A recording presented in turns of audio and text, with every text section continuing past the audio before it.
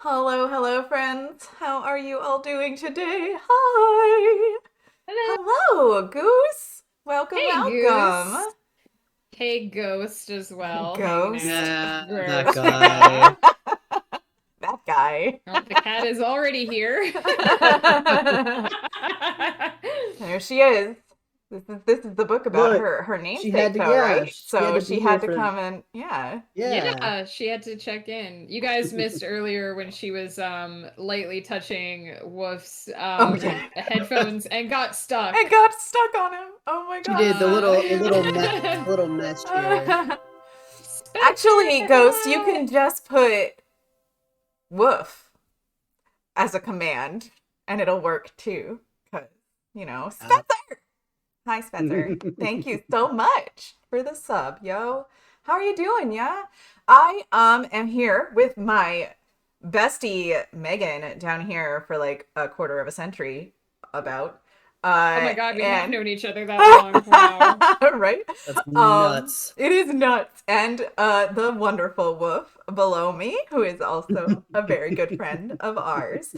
And we're here to celebrate Megan's latest release, which is Across the Void. It's above me, guys. Mm-hmm. Part two of It's the coming out of Celestial your Serenade. brain. This is It did come out of my it brain. did That's the come out of your crazy brain. thing. This whole thing came out of her brain, y'all. As well as, can I just say, all of these came out of her brain too. Oh This is God. Yay! You guys have more than me. just FYI, we have an author here. She's fantastic. Please go give her a follow on all of the things. And also check out her Holy website and get crap. some free novellas. And check out And you said the where links you were can pick ready. up You today's bet book. the links are ready. The Holy links wow, are guys. ready. The links are all here. I am on Facebook, I'm on Twitter. I do have Pinterest, although I I did don't not use it include as the much as Pinterest in your I links, sorry. No, I don't really use it the way you're supposed to. I just make like idea boards, right? So I just have idea boards for each of my I don't know how you're supposed to use I don't know how you're supposed to use any of the social medias, but I don't use any of them either, so honestly, Well, these I days it's you all can follow ads me all you anyway, want on so. there. I rarely ever I post anywhere. I tried to do Instagram and I just like every day I'm like, I don't know what to take a picture of to talk about Right? in my life. So unless you want a picture of my coffee every morning, because There's that's like like the three most pictures exciting on my thing. Instagram. Mine's Yeah. all cats and So plants, so if only I had a cat, I would be internet popular. just get Right? rid I of know. ghosts. What You'll is be up? fine. I need to get my lizard. I need a lizard, you guys. Kind of love my husband. Mm, You So know, get a lizard. Well, okay. he You doesn't should look. love a lizard, you and your dragons. I tried to talk him into a turtle, and he was like, "No." So Shh, ghost. What a curmudgeon. like I had a friend who had a pet turtle and like played ball with it and everything, like How are fetch. you He would all play doing tonight? fetch. Spencer just got off work like 5 minutes ago, he said. Pretty good. I of course spent the whole morning reading aloud my final read through of one of my other books, so I spent tons of time talking. Good planning on my part. Absolutely. Yeah. Mm-hmm. Wolf, how about you? How are you doing today? Not bad. It was a Friday, so Not got through bad. work, Not got bad. home, and happy for the weekend.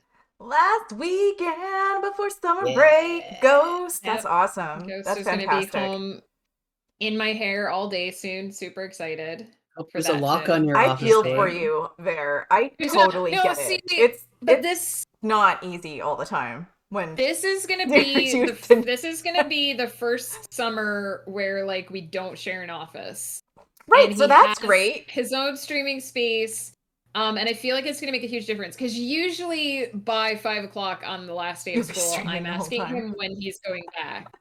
Right, So right, exactly. Yeah. yeah, I actually Uh think that it's a point of pride for him to get me to say that every like I actually think he enjoys driving me badonkers. I have no doubt he He does. can't. Having known him for quite a while as for well. as long as you've known him. Yeah. Um, For as long as you've known him, almost. I mean, you could beat your record of how long it what's it like 2 days is the longest you've ever gone? I don't know. He doesn't care about that record though.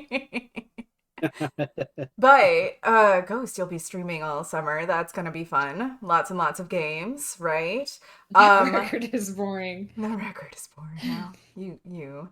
Um, I have my oldest child got his second vaccine today for COVID. So cheers to that. Happy that.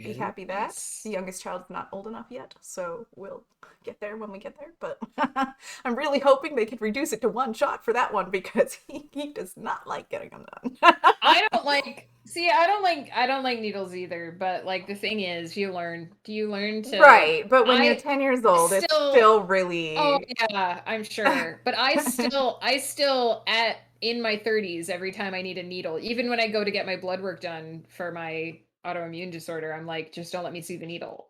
right. And I turn my head and I close my eyes. And sometimes they're like, "Are you okay?" And I'm like, "Yeah, just really Just can't do it. see the needle unless you Done. Yeah. If you want me to have a panic attack right now, then go ahead. Just wave it in front of my face. But I'm like, yeah, just don't let me see it. He does. He has a panic attack. That's exactly what it is. And I've tried to tell him, turn your head, don't look at it, don't do the thing. But kids are hard, yo. But that's one thing I remember when I was a kid, like my mom would just put her hand in front of my eyes, and now I'm just like, I just do that. Right. Myself, so I basically have to hold him down every time. It's so terrible. I feel so bad for him. I know the things we have to do to keep our kids safe and healthy. So we are here, though, to talk about Across the Void. I am very excited that you are releasing these books because I'm just... This is for Wolf and I, who are beta readers for Megan. We're already like 6 books past this point in the series. I had to go back and look at the beginning and the end of this book so that I knew what portion of the story it was. That's where this book ends. Wolf has read all 9 books, and Flutter has read 8 of the 9 books. I'm a little behind, you guys. I'm not exactly the best. You're still ahead of everybody else. Probably the biggest procrastinator there is here. So. I mean, you're not behind in that I'm not at the point where I need those notes yet. So you're fine. So yay. That works. It works out. You have plenty of pain ahead of you, so savor it. She already got past the chapter that you said drowned you in your tears. Oh yeah. So. Yeah. For those that don't know, Wolf left me a note in the next to last book, with one of the chapter titles that said, "This chapter should be called Wolf is Dead. He drowned in his tears." I know what chapter you're talking about. It was so sweet. I cried through that chapter too. It was. So, this is look, she's crying right now, even just thinking about it. I laughed really hard. These are laughter tears. This but, is good. This is why I laugh when you talk about how you can't watch Pixar, or you ration them out because they make you feel emotional. Right. You are our Pixar. It's like in the first 10 minutes, you're crying. Yeah. That's what you do to us, you bitch. Thing is, I mean, I love you too. The thing is, people think that authors rub their hands evilly and think like I do have a phase where when I'm planning out the book, I do feel that gleeful evil feeling of there's gonna be emotional suffering. You send me messages when you do that too. You sent me one the other day. I did. I was like, you. But the thing is, when the day comes where I have to sit down and actually write the scene, I'm the first one in tears. So yeah, for sure. No doubt. I suffer through that. And I've had moments where I have to kill a character. Have you ever accidentally snotted on your keyboard? I mean, imagine you blubbering sometimes. No, hello. I do. I do. I I love don't think that. I've actually, I don't think I've ever like snotted on my keyboard. I think it hits my shirt first Right. on the way down. But no, I've had times where like I have to kill a character and like have to because I've Right. tried There's no everything to other save choice. them Yeah. and have to die and I just don't want to like I get Thanks, really Ghost. hesitant and I write really slowly and I just because I don't actually want to do the deed, right? Right. And I had a character, I won't say which one because the book is out already. I will say it was this relates to the Dream Things True series. There was a character that I desperately wanted to change the outcome of their ending. I desperately wanted them to have a different outcome in the book, and I tried every combination of how that plot arc could resolve, and just none of them, nothing. There was no changing that Right. character's fate. Right. I think Right. I know I who had you're to let it talking I happen. think I about. know You Yeah. too. probably do. Yeah. I'm 90% certain I know which person you're And talking about. the interesting thing is too that now that I know more about the multiverse, because I've talked a lot about how all of my books fit together, but nobody yet knows how they fit together except me. Because I'm the only one who knows how all of the gears turn in the background to make those connections. And Right. I now know even more about why that was true, about why that character had to have the ending that they had. And it makes me even sadder now. Like once you get through the multiverse, like if I ever live long enough to write enough books that people You'd have that better. I character's swear full to God, story, if you don't get it all out before you die, girl, I'm gonna resurrect you so you do. Good. I'm gonna try my hardest. But if anybody else ever gets that character's full story, like and going back and reading that series will make it Why that didn't much that more work? Oh my powerful. God, you guys. I don't know why my stuff is broke. Um I don't sometimes it works and sometimes it doesn't. Yeah. I know that you have to not use the at. If you use the at, it doesn't work.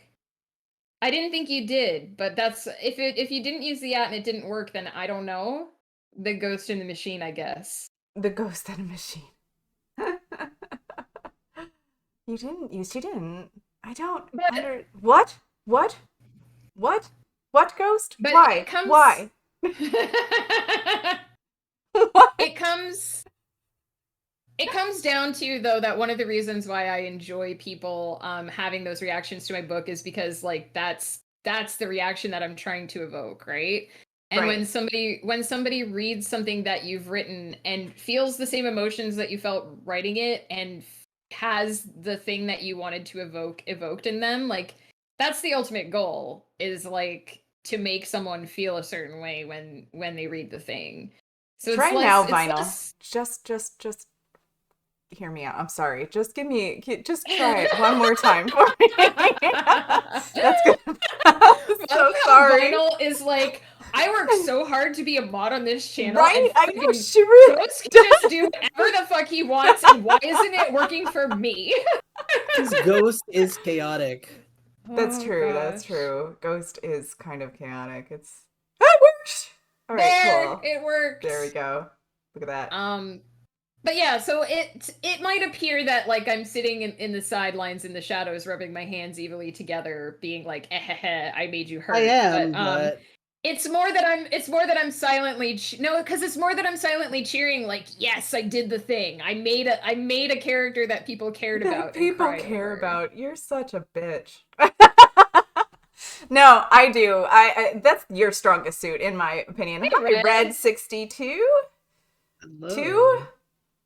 Two? Looking at Monty.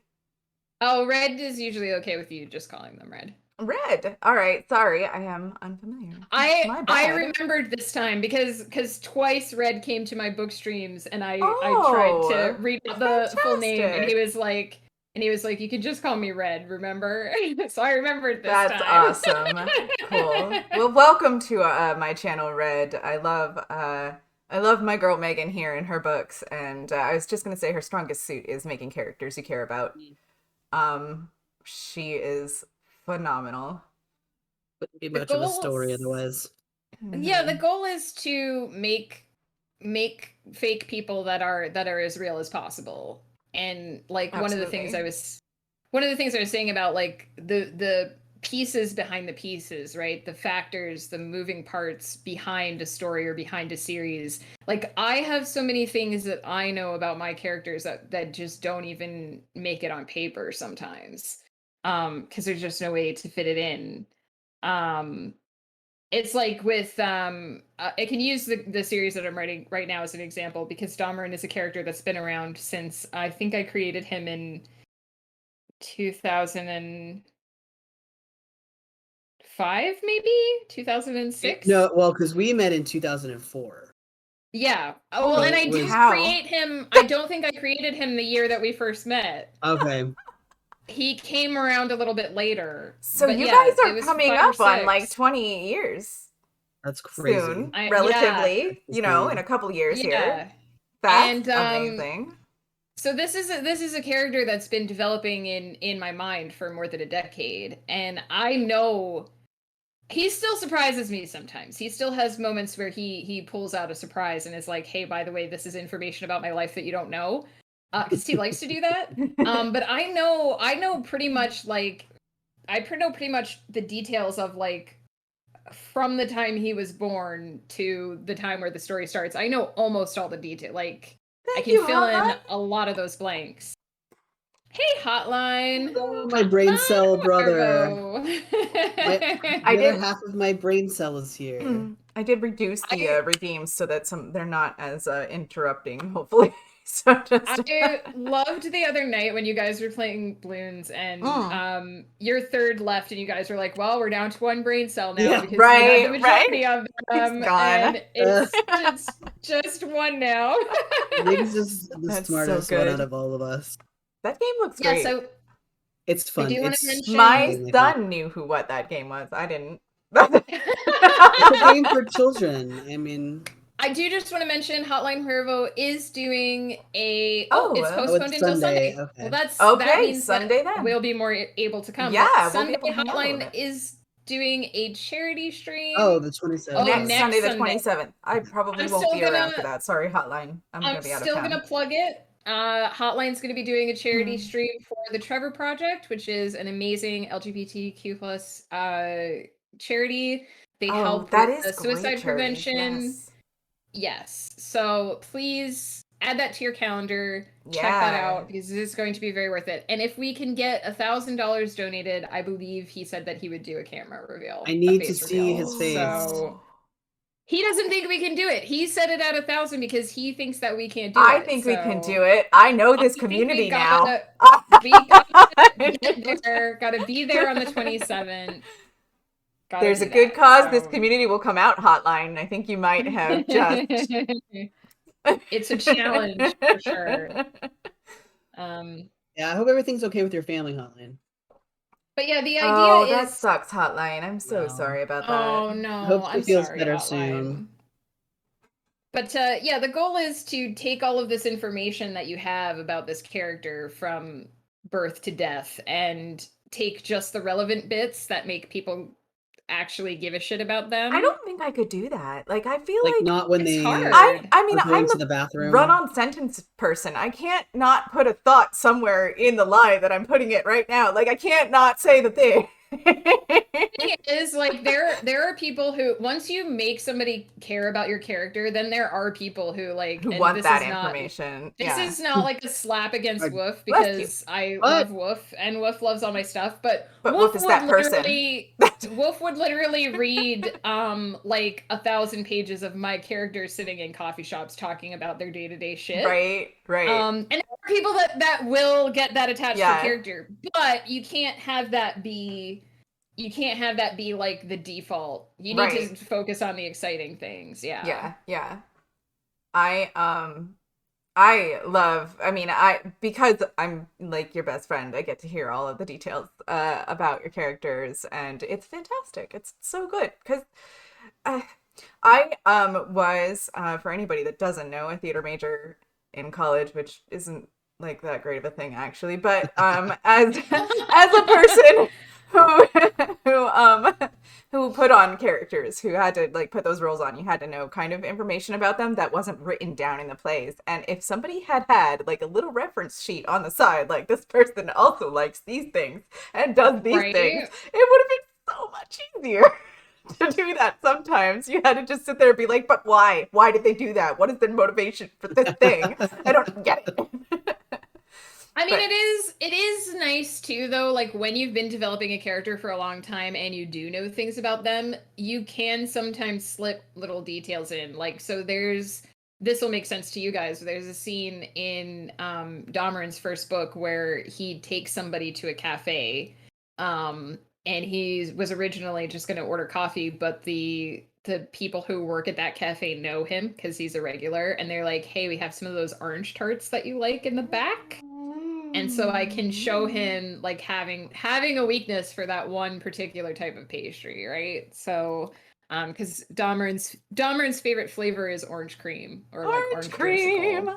I can do the So Damarin. I can make Damarin all of the things that I taste like tried orange so cream. hard to seduce Master Domerin with with some the orange. with and the it I didn't orange know. work. cream. No, it didn't work. No. Oh, that's too The bad. dice just were That not was a with good I you was try like, though. tonight. I have insider knowledge. Meh. I had to at least make you roll dice. Like I made everybody else roll dice. True, thing true. is thing is that Ghost also the like you guys listen to me talk about my characters a lot, but Ghost can't escape it. Right, Ghost Ghost is lives with like, you, so yeah. And so first of all, I just want to say like he is so tolerant about it because like some of my characters he is I think really interested in, and some of them are just not his cup of tea, and Dameron is really not like just not the kind of character that interests him, but a character that I write a lot because he crashed into my mind and just took over everything and told me this Damarin whole has giant dominated story your mind for like the last 10 a years. I long know time. when you Yeah. come to my house or when we talk, you're like, oh, Damarin did a thing. And He won't he he doesn't doesn't shut he up. won't shut up. Yeah.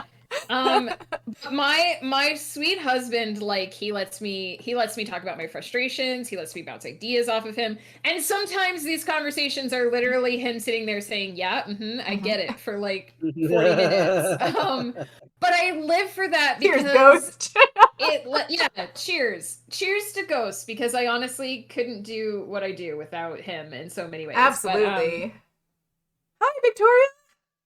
How you hey doing? Victoria, Hey, Welcome, how are Victoria. welcome. you? By the way, guys, if you have any questions for me, writing related or Please put them in the writing chat. adjacent, put I them in will the make chat. We will sure that we definitely, see them, get to them. I will try yeah. to. Ghost or Even if Vinyl, if I we're, miss something, let me know. yeah, even if we're in the middle of talking about, oh, someone has a crush on one of your minor characters, that's hilarious and Oh, also that's awesome. what we do. Woof and I, we crush on her characters. We ship her characters. I have so many ships in my head that I don't know if they might come true right now. I loved that when we were talking about the last book that you finished reading, you were like, I want this character to hook up with this person and this person and this person. And I was like, okay, so you basically want that character to sleep their way through the cast. She was like, pretty much. Yeah, I won't yeah. say who because you Because it would guys. work. It would be appropriate. And I- once we get to those books and y'all have read them, I can discuss that with you in earnest. Oh I my have a feeling I gosh. know who you mean. You don't. I don't think you know. I don't know. I feel like it's a character that's not the obvious choice for that. Okay, all right. 'Cause I'm thinking of the obvious one. No, I don't. I Also, don't think it's the obvious. the number of times that Flutter messages me and is just like, I love Crescent. Crescent is my spirit animal. Everything, all the Crescent, Yeah. all the time. Yeah, absolutely. I do. I have crushes on So- Crescent just because Crescent is. It's like a weird thing where you have a crush on yourself. I don't know. Crescent is that. It's Or not, the best if you- version of yourself. Listen, I have always Anybody who admitted that knows- I'm vain, okay? So I was just gonna say, anybody who knows anything about Flutter knows that that's not weird. That's just who you are. That's just who I am. Mhm. It's perfectly normal.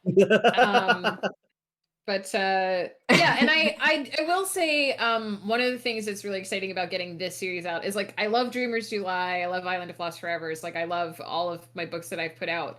But this one is particularly special because this was the first book that I feel like I really like I figured out how to write with this book. And it was after I wrote the first trilogy, or the first two trilogies actually, in the Celestial Serenade, that was when I went back and I rewrote Island of Lost Forevers, and I rewrote Dreamers Do Lie, and I wrote Eternity's Empire after all that. And so this is really, these characters are special to me because they're kind of the characters that taught me how to make relatable characters and taught me how to tell stories and layers and how to do like a lot of those things that we're talking about right now being essential to putting together a good or interesting story. So it's really nice to be getting these characters out there and letting people connect to them because um even though it's like the fourth series that I'm putting out, these were sort of the original, like the first characters that I really resonated with writing with. So it just feels good to be, and I won't talk about how many times I rewrote this first book because his first three books because it was a lot. It was a lot of rewriting. She was actually Um, telling Woof and I earlier that something at the end of the book changed from when we read it last. So Yeah, we were just like, a little bit, just but a just a little yeah. little bit, bit, but little just extra a changes. yeah.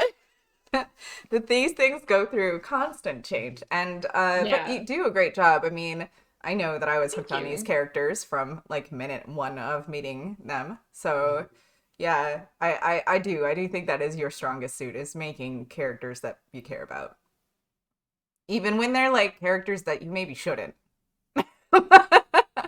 That I shouldn't make or that you shouldn't care You about. shouldn't care about. Just doesn't care No, about all of them. it for me, so there this is a whole, and I have things on my blog about this, but how do you figure out character deaths? Um, I will talk about that in 1 second. So there are two schools of thought in terms of like how you put a story together, right? There are people who focus on events, right? What's going to happen and the order of events, and so their characters are sort of designed to those events, right? Because they have a path through the story. And there are people who focus on the characters, right? And everything is determined by the characters. The events, the plot, everything is determined by the characters' choices and how the characters would act and why the characters go from A to B. And I am very much the second type of writer. I focus on the characters. I try to get very into my characters' brains and decide what I think they would do. And then my plot sort of grows out of characters. And if I really really need an event to happen, like there's ways to nudge your characters towards, like, maybe they don't have all the information, something goes wrong, they end up in a situation. But I very very much focus on my characters' personalities and how they would react to something, and that's how my plot has grown. So Mm-hmm. absolutely, for me, characters are the backbone of everything that I do. And you can tell because you care so much about these that we're sobbing all the time. I She appreciate makes us that. sob, you guys. Yeah. How do I figure out character deaths? So I have strong opinions about character deaths. I think that you should never kill a character for any reason other than it having an impact on the plot, the characters. Like, a character's death should have meaning, especially if like if it's a minor character, like whatever. Every story has Red people that shirts. red shirts that fold in the background. But if we're talking a character that is a main character that people have devoted time and connection to, I think that the only reason that a character should die is because that's going to have a major impact on the other characters, on the story. It's going to have meaning. You should never do it to be edgy or because you think your body should have a kill count. Not to point too many fingers, but I definitely feel like the last Harry Potter book was a body count book. The I feel one like person that should have died in that book did not die in that book, and it pissed me off a lot. So I yeah, gotta it say. it really felt to me like, again, not to like point fingers too heavily, but it really felt to me reading that book like the author decided So I have to have contrived. a Yeah. certain amount of characters die, yeah, and how do I hit my body count? Right, right, exactly. Um And I think that stuff like that takes all the emotion out of a story. And I want to evoke emotion when I tell a story. So if a character is going to die, it has to be emotional. It has to matter somehow. It has to be integral to the plot. It has to throw a kink in the plans. It has to mean something to somebody, that person. And I mean, case in point, this is very vague because this is a book that nobody but me has read yet, but there's a character death in my current work in progress that echoes through. I mean, this is a 15-book series, and this character dies in book 3, and this death echoes through the rest of the series. It's something that keeps coming back, keeps And I coming up. already hate you for it. I don't even know The who it main is character. or why.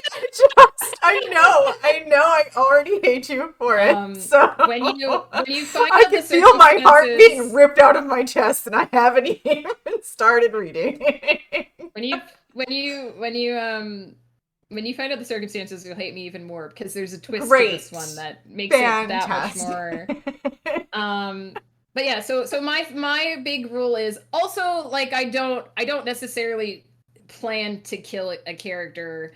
I just sort of, it has to. No, you were feel just like it's the telling natural us that progression. you tried everything you could to not kill a character in one of your books, and it's just inevitable sometimes. It's just gonna happen. Like, that's Yeah.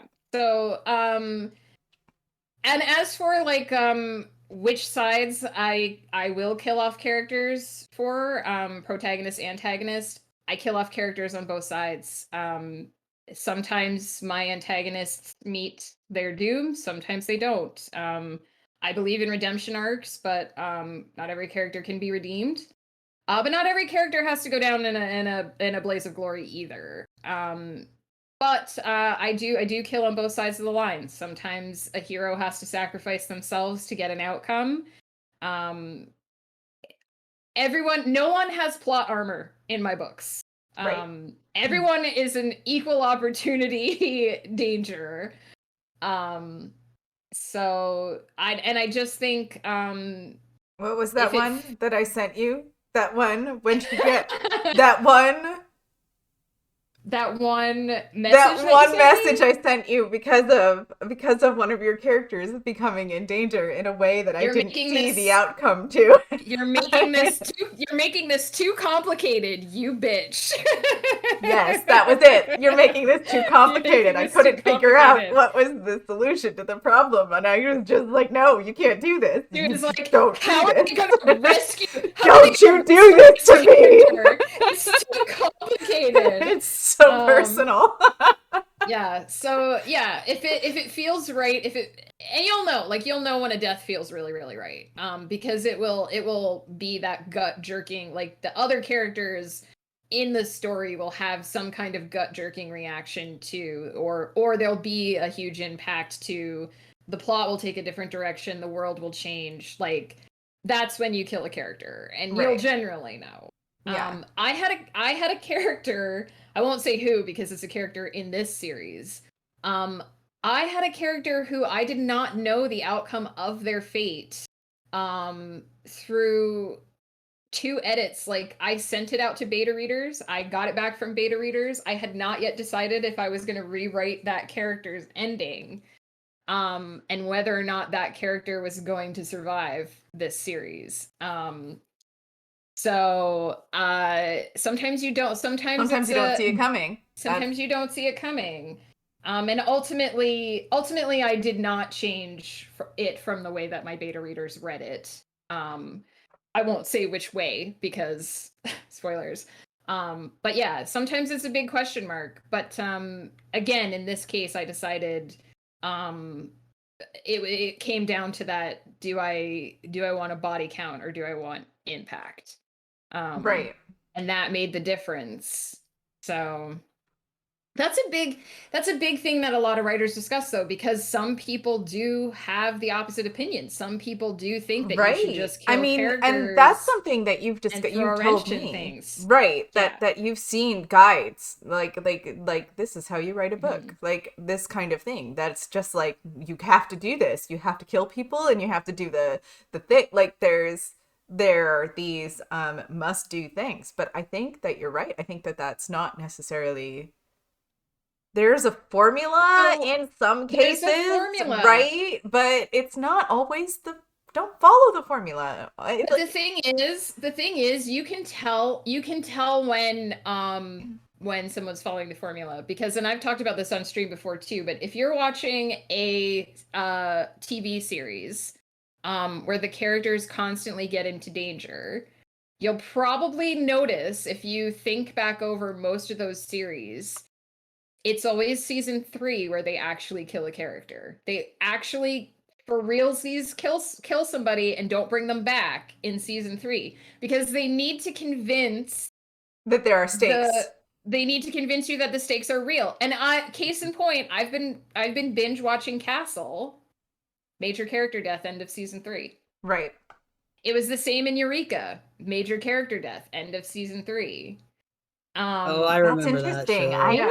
I need to go back and look at a couple of things we've watched. There are some things I really need to look at. Well, I feel like by that point you're Stargate Atlantis. So.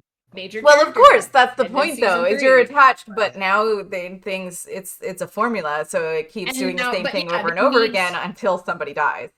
They need to convince you that the peril is real, so they have to kill somebody. Yeah, right. And so it's really interesting that once you start to, and I mean, obviously, it's slightly different with books because every author writes differently, but once you know like how to look for the formula, you're always gonna notice. It's really interesting to me because once I caught on to that idea, like there's so many series that I've watched, so interesting, and that I've seen. Yeah, didn't it? Fuck. No. And it's not obviously like there are shows where dying isn't like one of the stakes, and obviously they don't necessarily do it. But then they probably do something else like, oh, this major relationship that doesn't exist anymore. These people break up, or this character moves some away. other like, devastating event. Yeah. There's some way to prove to you that you don't know what's going to happen. Nothing is sacred. Yeah. Mm-hmm. And it's especially because they do that because, like, a case in point, when I'm watching Castle, I always know, well, by the end of the episode or by the end of the second episode, if it's a two-parter, then you're gonna know that, like, at the end, everything's gonna work out okay. That's the point of the show. So every now and then, they have to throw that wrench in and be like, oh, but you don't necessarily know that it's gonna be okay. Yeah. So. Oh, man. There's so much. And that's my TED Talk about character death. Thank you for coming. That was a good question, Red. That is a really good question. I love it. I don't know that I could. I don't know if I'd be strong enough to do it, to kill somebody that I cared that much about. I might. It's hard. I'm not gonna lie. And I will tell you this. Even if it's a mercy killing, it's just awful. I will tell you this. I know exactly how the Dahmer. Are we talking about murder right now? Perhaps. Maybe. Depends on how you define mayor there. So Dahmer has several incarnations, but the original incarnation, the one in the series I'm writing now, I know exactly how he dies. Whether or not it's ever going to happen on camera, I know. I know exactly how his life terminates. And it makes me sad. It makes me sad that he doesn't just live forever. That was the point that has been brought up to me reading this series here, is that the series spans a long time from beginning to end. Yeah. Lots and lots of centuries happen in this series. And you know, so when you move on to a different like time era in general. Funny story, Flutter sent me a very angry message about killing a character of natural causes. Right. From reaching the end of their natural lifespan. She was like, I can't believe this character is gone. And I was like... Even though I already knew, because of the way that the books are written, and by like 10,000 years later, you know that people aren't still there. Didn't you message me once where you're like, it wasn't me, it was time or something like that? broken hearted sad that too. this person is not there anymore. So I was sad too that too time moved fresh. on. That character got a like the full extent of their Right, Goose? lifespan. What is And this? she was still like, she was like, I can't believe that character's gone. I can't believe you did this to me. And I was just like, okay. Right, Goose? Thank you. Thank you. Look, you're mentally destroying the chat. I mean, Yes, there are characters in my books that die of old age. Yes, You there know what's are, interesting, though? which is possibly What the the worst shit? thing about it. Because now, Here's the thing, though, right? Talking about guides about that's how to kill right, characters. Victoria. Thank you. Because when I read a book and the end of the book comes and everybody's alive at the end of the book, or whoever's alive that I care about at the end of the book, those people live forever. They live forever because that's it. That's it. But this bitch. Yeah, I made it a generational story. It's interesting though, the idea that people write guides about like how to do character death, right? And so I found this one guide that was like, here are 5 ways that you can make a character's death have more impact, right? And one of them was like, kill them before they get what they want. And it's stuff like that, like kill them before they get what they want, kill them before they can get together with that person, or before they get to live a long happy life. But you know what I did? I feel like that's a little skeevy, and I don't like it. Makes me like cringe. Like, yeah, but you know what I did? Because you guys know exactly what I did. I gave a character everything they wanted. I gave them everything they wanted. Long life. through the whole. And it reduced everyone on this call to tears. So you can always break the rules. You can always do something that people tell you not to do. You just have to know how to do it. You just have to make people care enough. Yeah, I agree. So, I think apparently, despite the fact that I hate you sometimes. I accept that is a necessary evil for what I do, is occasionally.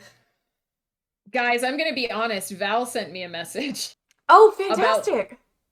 About this was a couple weeks ago, but about your book. She, at the end of all things, she got to a certain chapter and she was like, excuse me, I have questions. And I thought she meant like about things that were going on in my life. And then she was like, how could you? And I was like, I'm going to need to hide under my desk for a while.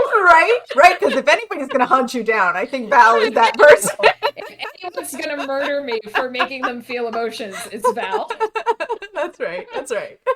I was like, oh, she wants to ask what's going on since she hasn't been around in a while. And she was just like, how could you? And I was like, I sent her the Homer Simpson melting into the maze gift because I was like, oh no.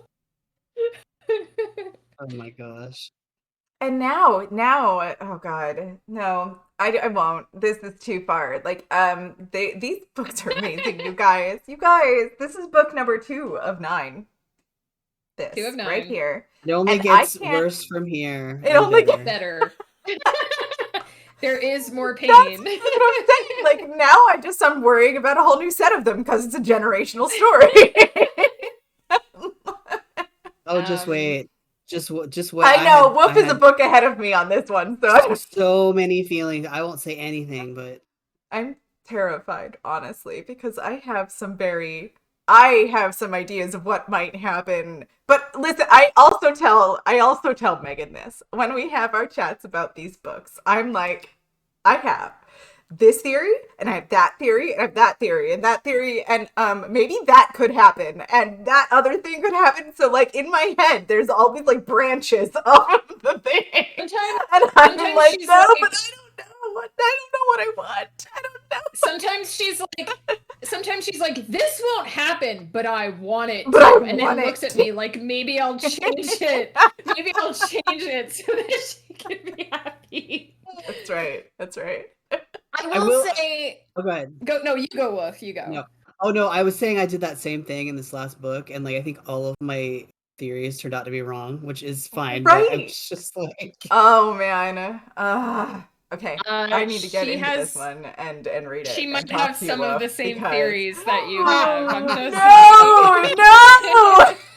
I want She's them to be worried about some of the right. same things. I want them to be right. That might I have will something to do with the say, character that I want to hook up with everybody.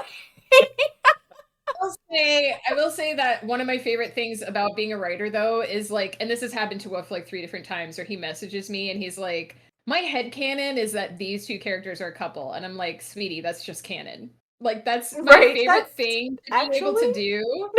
Is like, by the way, your headcanon, that's the you actual got it. canon. You It's got for it. real. Nailed I should know better by now. It's like I've been lied to so, but like I should know better with you because like Right, you don't right. queer bait in your book, so Don't like right. Oh Oh no. God, I know, but it's so good, right? Like, oh, yeah. damn. No, I was actually going to send you this. I watched this is semi related. I watched this video.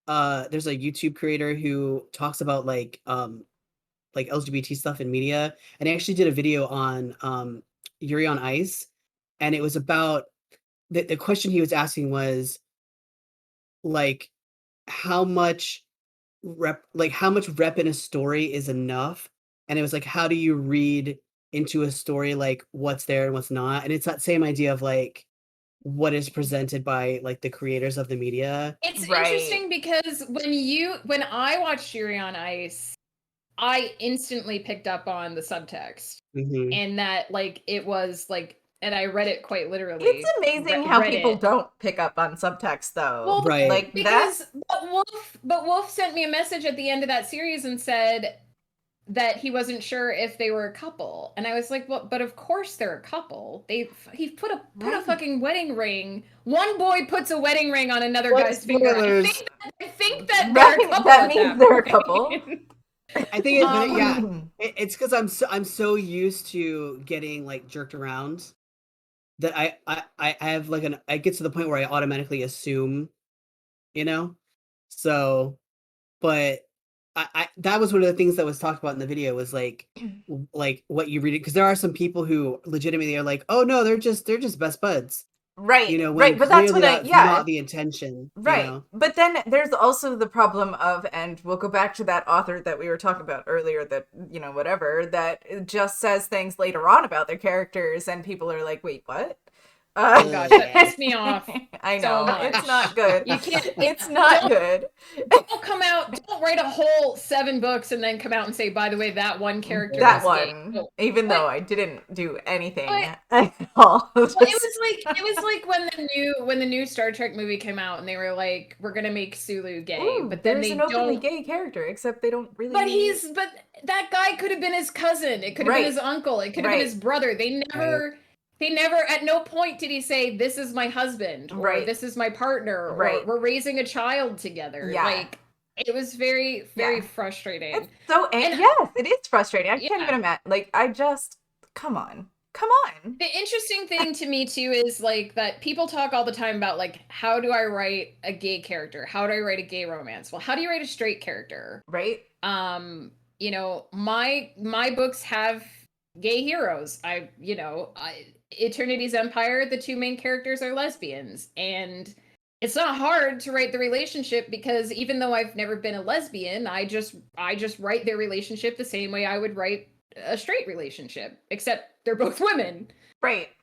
Because Well, it's the same like idea, right? It's You the love same somebody. concept, yeah. I again that same YouTuber had a very interesting argument. He was talking about, so there's a gay couple in the Young Avengers, which is like a Marvel comic title, Mm-hmm. and he was talking about how like in comics, there's like gay characters in comics and stuff, but Mhm. sometimes when they write them, they strip away, like, because they're trying to make them like, oh, they're just like the straights, but there's something that's like something about, and I don't think this applies to all media, but there's something like where Mhm. they strip away that like, because there are different experiences that like LGBT people have that sometimes affect like their characters and stories and stuff, and like Marvel is Marvel, and I'm not surprised that they would be stripping out a lot of that and like kind of making everything just Yeah. lukewarm. But like I think there's that's I thought that was an interesting argument, but I think when you write, like, for me, all of your characters, no matter what their orientation, they all are like full characters, and I think that's Right. the Yeah, They're important thing. people that exist in their world in all of their Right. glory, and and it's I've talked a little bit about this great. before, but I write secondary world fiction, which for anyone who's watching is like, what the hell is that? That means that it takes place in a secondary world, a world that I created, a world that's not this world. And one of the things that I get to do because I write in secondary world is I get to decide if homophobia is a thing. I get to decide if transphobia is a thing. I get to decide if racism is a thing. Right. And I mean, that is a power that I try not to misuse because obviously racism, homophobia, transphobia, very heavy topics, things that I'm not trying to erase. But if I'm creating my fantasy world and, you know, the Right. LGBTQ community, they want an escape, a fantasy as well when they read these books.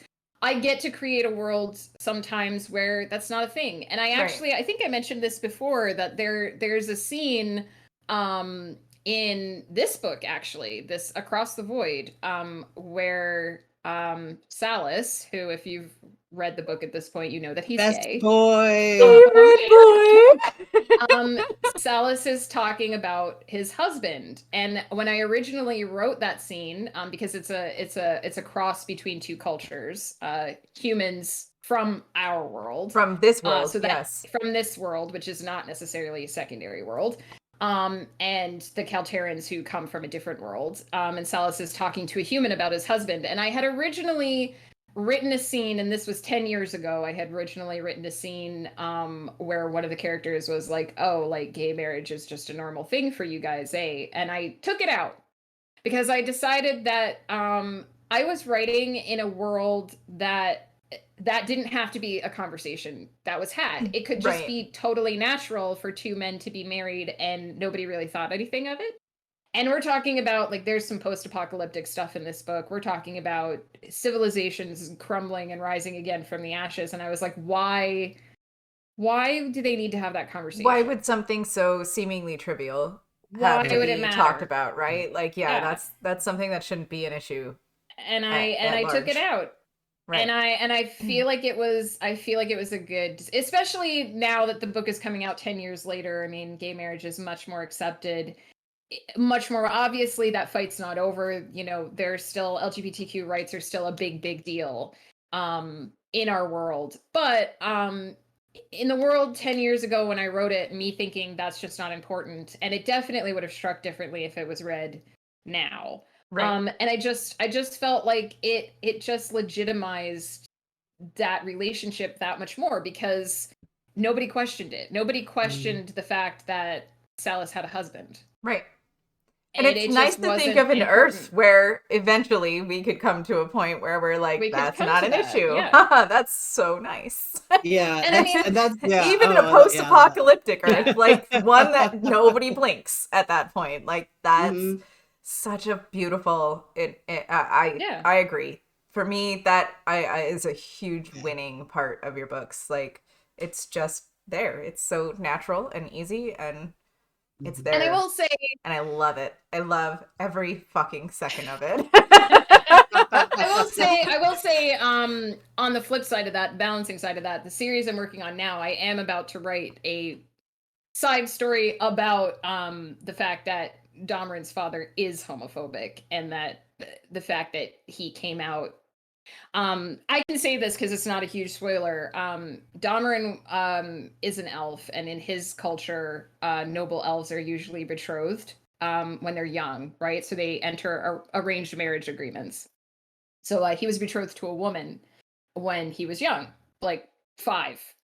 And when he grew up and realized, oh shit, I don't actually have any interest in women, this might cause a problem for my would-be bride. He sat down with his parents and very responsibly said, hey, I don't know if this is a good idea. And it actually ruined his relationship with his father because his father is homophobic. Um, so like there are consequences for that, and that will come out in the world of the story that, you know, there are some people who but that said, up to this point in that book, it is well established that like there are same-sex relationships and lots of people don't have any issues with them and they're legal and Right. they're not necessarily. For the So most it's very, part, not looked down yeah, upon, etc. In whatever. exactly. It's Yeah. very clear that this person is an outlier, right? Gotta He's say, stuck on some old tradition that he can't get his own head out of his own ass for. I'm I'm not sure how I feel about living Domrins. Like tragedy. I don't know. I love Domrin. I love Domrin, but I'm like, oh man, that's gonna suck. Yo, Oh yeah, that's this gonna suck. is and this is a thing that has had that, like, talking about how like somehow when we write gay characters and we try to write them as just, you know, straight analog that you can sometimes strip away, like this is an event that had resounding effects throughout his life. Right. And it did directly. And I mean, obviously I myself am not gay. I've never had to have that coming out experience, but I've based this plot on conversations with people that I know who have had this experience and who maybe have had parents who haven't necessarily And handled on the your situation experience in the with those best people in the way. past too. Our friend in high school who came out got Yeah. kicked out of his church, basically his house. Like, and Yeah. it's just devastating and I mean, awful. Like, we took in a teenager briefly who had been kicked out for similar reasons. right, And you know, right. when we lived in Quebec, and like it's just I have not had that experience, but I have spoken to and been around many people. And growing up in a community, Flutter and I have talked about this a bit too, where we grew up in communities that were not tolerant. I think Wolf as well probably had a similar Yeah, it was the experience. South, so yeah. Yeah, yeah, no kidding. We grew up in Pennsylvania, so we knew Right. plenty of people who had to hide It's a things thing that about exists, their people. Look it up. I identity. bet you if you Yeah. Google it, you'll come up with exactly what it is because it is. Yeah. Yeah, it was, and you know, so as a writer, you tend to observe, well, I'm sure as an actor as well, you tend to observe the world and absorb some of these things to regurgitate later because you can't Right, only work because from you your own come across experience. characters that you have never you Hmm. don't know that character. Like that's not you, that's not your life. You have to be able to put yourself in other people's shoes. And Yeah. so you see these things and you think, "Wow, it sucks. That sucks." Like really hard. So, yeah, I'm with you. That's Yeah. But that all of these things, like having a world, having created a world where for the most part, you know, LGBTQ rights are a thing, and it's then having and beautiful. then layering a character into that who is not okay with it, and being able to label them as an outlier and call out their behavior.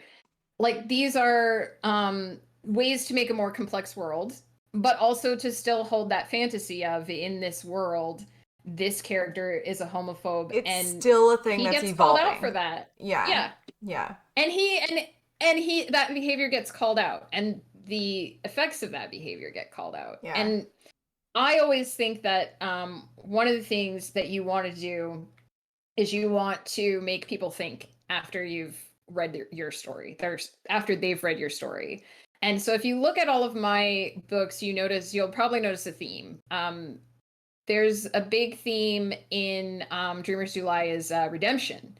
And who gives you redemption? Where does redemption come from? Is it something that comes externally? Is it something that comes internally? And that expands into the second book. It sort of starts to touch on religion. Where does religion come from? Who is it for? Who makes it? And there are these high concept ideas that don't necessarily have answers. Like I don't necessarily answer those Right, you don't questions have all of in the the book. answer to these things. Like in I life, don't. you can speculate though. You can say, Yeah, well, there might be a world where this is how it works, potentially. So exactly. that's the beauty of your, I don't know, I love it. I love this is why I always love fantasy books though. Like it's something that is an escape from the world that we live in, right? Like I love your books because they are fantastic. I love their worlds. I love their people. I love the things that you've created. Red, pros and cons between writing first person, third person, or swapping between the two? So, third person, first person, this mostly comes down to personal preference. My personal preference is third person limited, which means you're right up in somebody. I do a deep third person, which means I get right up in a character's face. You're in their head, you're in their thoughts. If you do third person deep, limited, not omniscient, and it's not that different from first person. You can get basically the same, if you know what you're doing, you can get basically the same effect out of a third person narrative as you can out of a first person narrative. Some people like first person better because they find it to be more immediate, because it's more in your face, because you're getting the I and the me and the whatever, and you're getting that direct narration. I find that you can do that with third person, with practice. So for me, I think it mainly comes down to personal preference, which thing you like. I will say I think first person is more difficult to write because it's easier to lean on bad habits. A lot of people like to write in first person present tense, because it feels more active and, again, more immediate. But it also leads to a lot of passive phrasing. It leads to a lot of filtering. It can allow you to fall. Obviously, this is like, if you're writing really really well, really good first person, this won't be a problem. But learning to write it well is always the key, right? So And you like have to I'm be. going to the store, like I am going is not a passive phrase, okay. because you are acting. Right. Passive phrasing is when the object of the sentence becomes the subject. So if you would say a passive phrase would be the mouse was murdered by the cat. Okay. So it puts the emphasis in a different place. The mouse isn't acting, the cat is acting, but the cat isn't the subject of the sentence, Right. it's Right. the object of Okay. the verb. Yeah. And the problem is when you're writing with the I form, it can be really easy to fall into that habit of focusing too much on the object rather than what you're doing to the object. And sometimes, Ghost pointed this out the other day, sometimes you want to use a passive phrase. Sometimes you want to put the emphasis on the object. Sometimes it's not the devil to have a passive phrase. But if you have too many passive phrase or too much, like, you can usually find it by looking for things like was or were or had been, things like that. Sometimes can point out where a passive phrase is, not always, so it's not a hard and fast rule, there's no shortcuts. Sometimes you want to use a passive phrase, but if you're using it too often, um, it can it can weaken your prose. So I find that, and I edit for other authors and I edit people who write both. And I find that you have to be more careful with the I form, with the first person form, because it's easier to develop bad habits. Because they're more, they sound better in first person than they do in third person. But they're still not good. Right. But really, really well written third person and really well written first person, you can get the same effects out of them. It's mostly just what you prefer, how you prefer to do your description. Switching between them, I've read books that switch between first person and third person. I don't have an issue with it as long as you can accurately convey who your narrator is at the beginning of each scene, which you should be doing anyway. As Right. long as the reader knows whose head they're in at any given time, you can do it. Example was the second two books of the Hyperion Cantos, Endymion and Rise of Endymion. The narrator switches, between, the author switches between first person and third person very fluidly. He explains a narrative reason why he does that. His main character is actually able to, like, project himself into other people, and thereby that is why some of the scenes are written in third person. But you don't even need to have a narrative reason for it. If it's well written, you can get away with anything. I will say, the thing, while I'm just talking about perspectives, the thing that people mess up the most is third person omniscient. Because people think that third person omniscient means that you can just head hop, you can just show what's in everybody's head. and just hop between character perspectives, but that's not what third person omniscient does. Third person omniscient actually creates an external narrator, a narrator that knows what everybody's thinking, but they still have to have a narrative voice. Into the The woods. best examples.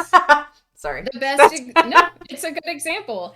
The best examples that I know off the top of my head, Lemony Snicket. Oh, yeah. And The Hitchhiker's Guide to the Galaxy as well. Very well written, third person omniscient stories. So really it just comes down to pick what you think works best for the story, pick what you think works best for you, and just learn how to do it really well. See, that's interesting. Oh, go ahead. No, go ahead. No, well, I was just gonna say, because I know that I mean, it's not first person. The way that you've written specifically, these books, but it hops from character perspective to character perspective, and I really appreciate that. Like, there's chapters that are based on certain characters, and I think that that is done really well in these examples. In my head, I don't know. Go ahead, Wolf. Oh no, I was just saying I'm reading a book right now, and it's so fascinating because it sounds so bad, but most of the stuff I read these days is like your stuff, and so actually reading a book that's written by somebody else, like it's sometimes really jarring, the like differences in like how someone writes, because this person the writing writes styles a lot more. It's like your books have description, but it doesn't like indulge in the description. Oh my god, I hate when they do that, like for 30 pages, or like, this is what the grass looks like. Yeah, it's like really just, it's like a really dense like cake or something. It's not bad, but it's not. But anyway, it does the same thing where it's hopping between people, but it's like a little bit weird to me because it hops. You have like the main characters, but then it hops between like these like side characters, and I'm just kind of like in the same scene or like in different sces. It's, by the way, it's okay to change character perspective as long as you do it at a scene or chapter break. Like it'll do a thing where it's like there's like a overarching scene, and the first half will be from one person's perspective, and then it'll shift to another person's perspective. That's head hopping. That's bad. It's a little bit weird. It's especially because the characters that they're hopping to, they're secondary characters, but they're not characters that are like being like deeply developed. So that's like, even worse. Why would you do that? One of my pet peeves is, and I'm gonna name names, Guy Gavriel Kay and Stephen King, both guilty of this. One of my pet peeves is when an author has an NPC character, so a character that you see one time that's there to do one thing, but there's a scene which gives their entire life like story, a whole backstory to them. Yes, and about how their life built to like that bartender had like all of this shit going on in the background in their head at that moment. They were so stressed because of this thing. And unlock a door. Yeah, right. I hate that. That kind of happened in this book that I was reading, that there was this character just showed up, and it was a whole scene of this character. She's like a stripper in a strip club, and it was a whole thing about her like doing her thing, and then she goes and meets one of the main characters. I'm just like, right, unless she becomes one of the main characters. So far, I'm like halfway through the book, and this is like her she's been in like 2 seasons. It was very weird. I'm like, okay. Yeah, I hate that. That's no, I don't. But also, I don't need that emotional baggage. I don't need the emotional baggage of a character that isn't going to last beyond this page. Right. Like that's right. I already it's a waste. It's a waste of your time. Yeah. Dragon Ball fight scene long filler. You guys probably know that better than I do. But like, seriously, one of the reasons why I don't do those really dense descriptions is because I hate them too. I hate reading a book, and literally, I'm not exaggerating.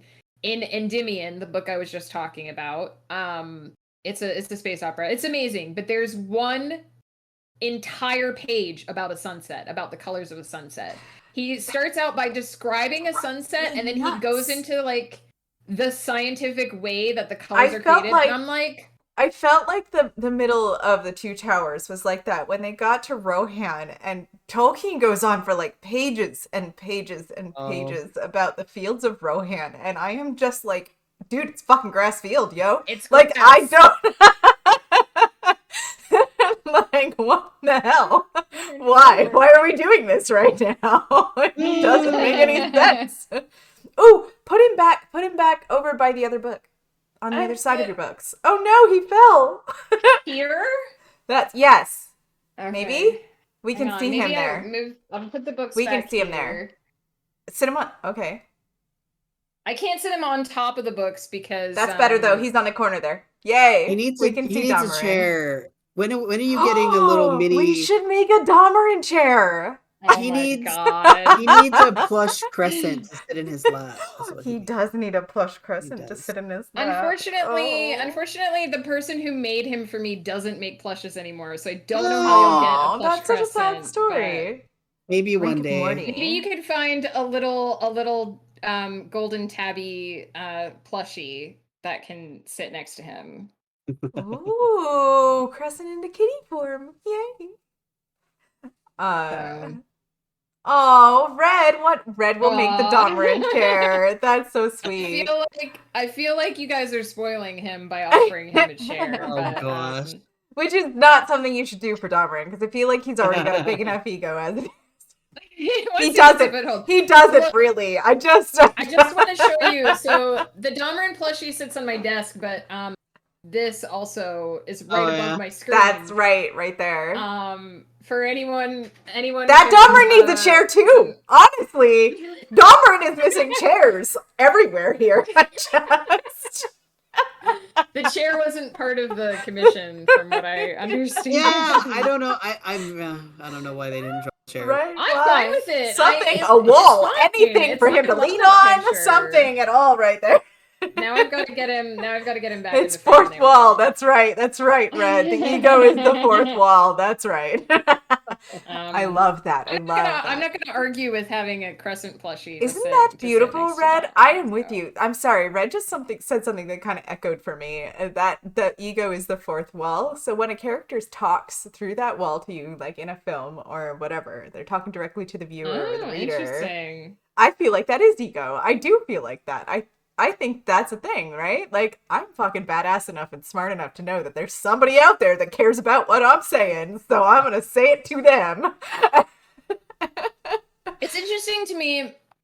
This is very psychological, so we don't have to necessarily talk about this, but it's interesting to me the relationships that I develop with my characters. Because they're very different. Different characters and I have very different relationships. And so since we're talking about Damarin as an example, Damarin is he does what he wants, he says what he wants. He wants me to write very quickly because he has a lot of things to say. He doesn't give me the story in order. He was bitching about that earlier before we even got online. Yeah, he'll randomly, like, literally, this is not something I'm making up. One day I was folding laundry or cleaning the house or something like that. I was cleaning the house and I just got this sense of Damarin in the back of my brain. Oh, jeez. And he basically whispered a cliffhanger into my brain and then disappeared. He's like, by the way, here's how this book ends. That's ego. Totally a cliffhanger. That's Damarin. Huge cliffhanger. Being a giant douche. And I was just like, okay, bye. Great, thanks. But not all of my characters are like that. Because then I have Asma, who is like Damarin's polar opposite. Oh, I love Asma. Sweet boy. He doesn't just show up and talk to me. I have to invite him to tea. I have to sit down at tea with him and entice him to tell me his story. And he will tell me his story if I entice him. He does give me details about his life. But he won't volunteer that information. I have to poke and prod to get it out of him. So it's very interesting. And then I have all kinds of. I can't wait for Asma's story, to be honest. I don't even know when that's happening. I know, but Someday. I just want it so bad because I love him. He is in the last. There are 15 books in the current Domran series, and he is in the last one. Just putting that. Which means Yay. maybe his should be the next. I don't know, No, but there's Rose a- is. God damn it, I can Megan! tell you, You I already need know to the just order. keep writing. I can tell you the order, right? It's the Celestial Serenade. There's 9 books in that. Then there's the Aravalia Chronicles, which That is would the be first hilarious, Domran Red. series. A whole book with Dom Moran being the narrator. Oh my god, you would. Guys, he pretty much that almost exists. Just saying. He's look. So it's the Celestial Serenade, which is 9 books, which I'm putting out now. That's going to be the next 3 years. This year and 2 more years. Then it's the That's Aravalia this. Chronicles.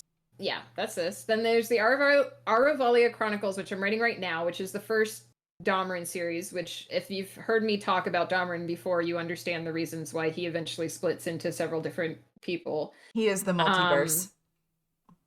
He is the like architect of the multiverse. So there's 15 books in that. Then the next major series that I'm going to write is called Ghost Path, which I'm actually not entirely sure how it connects to the rest of the series yet, but I think I have some idea, but that doesn't involve any of the characters that you guys know yet. That's not asthma. Then- Ghost Path sounds like an asthma What? thing. No, as far as I know, he's not involved, but it could happen.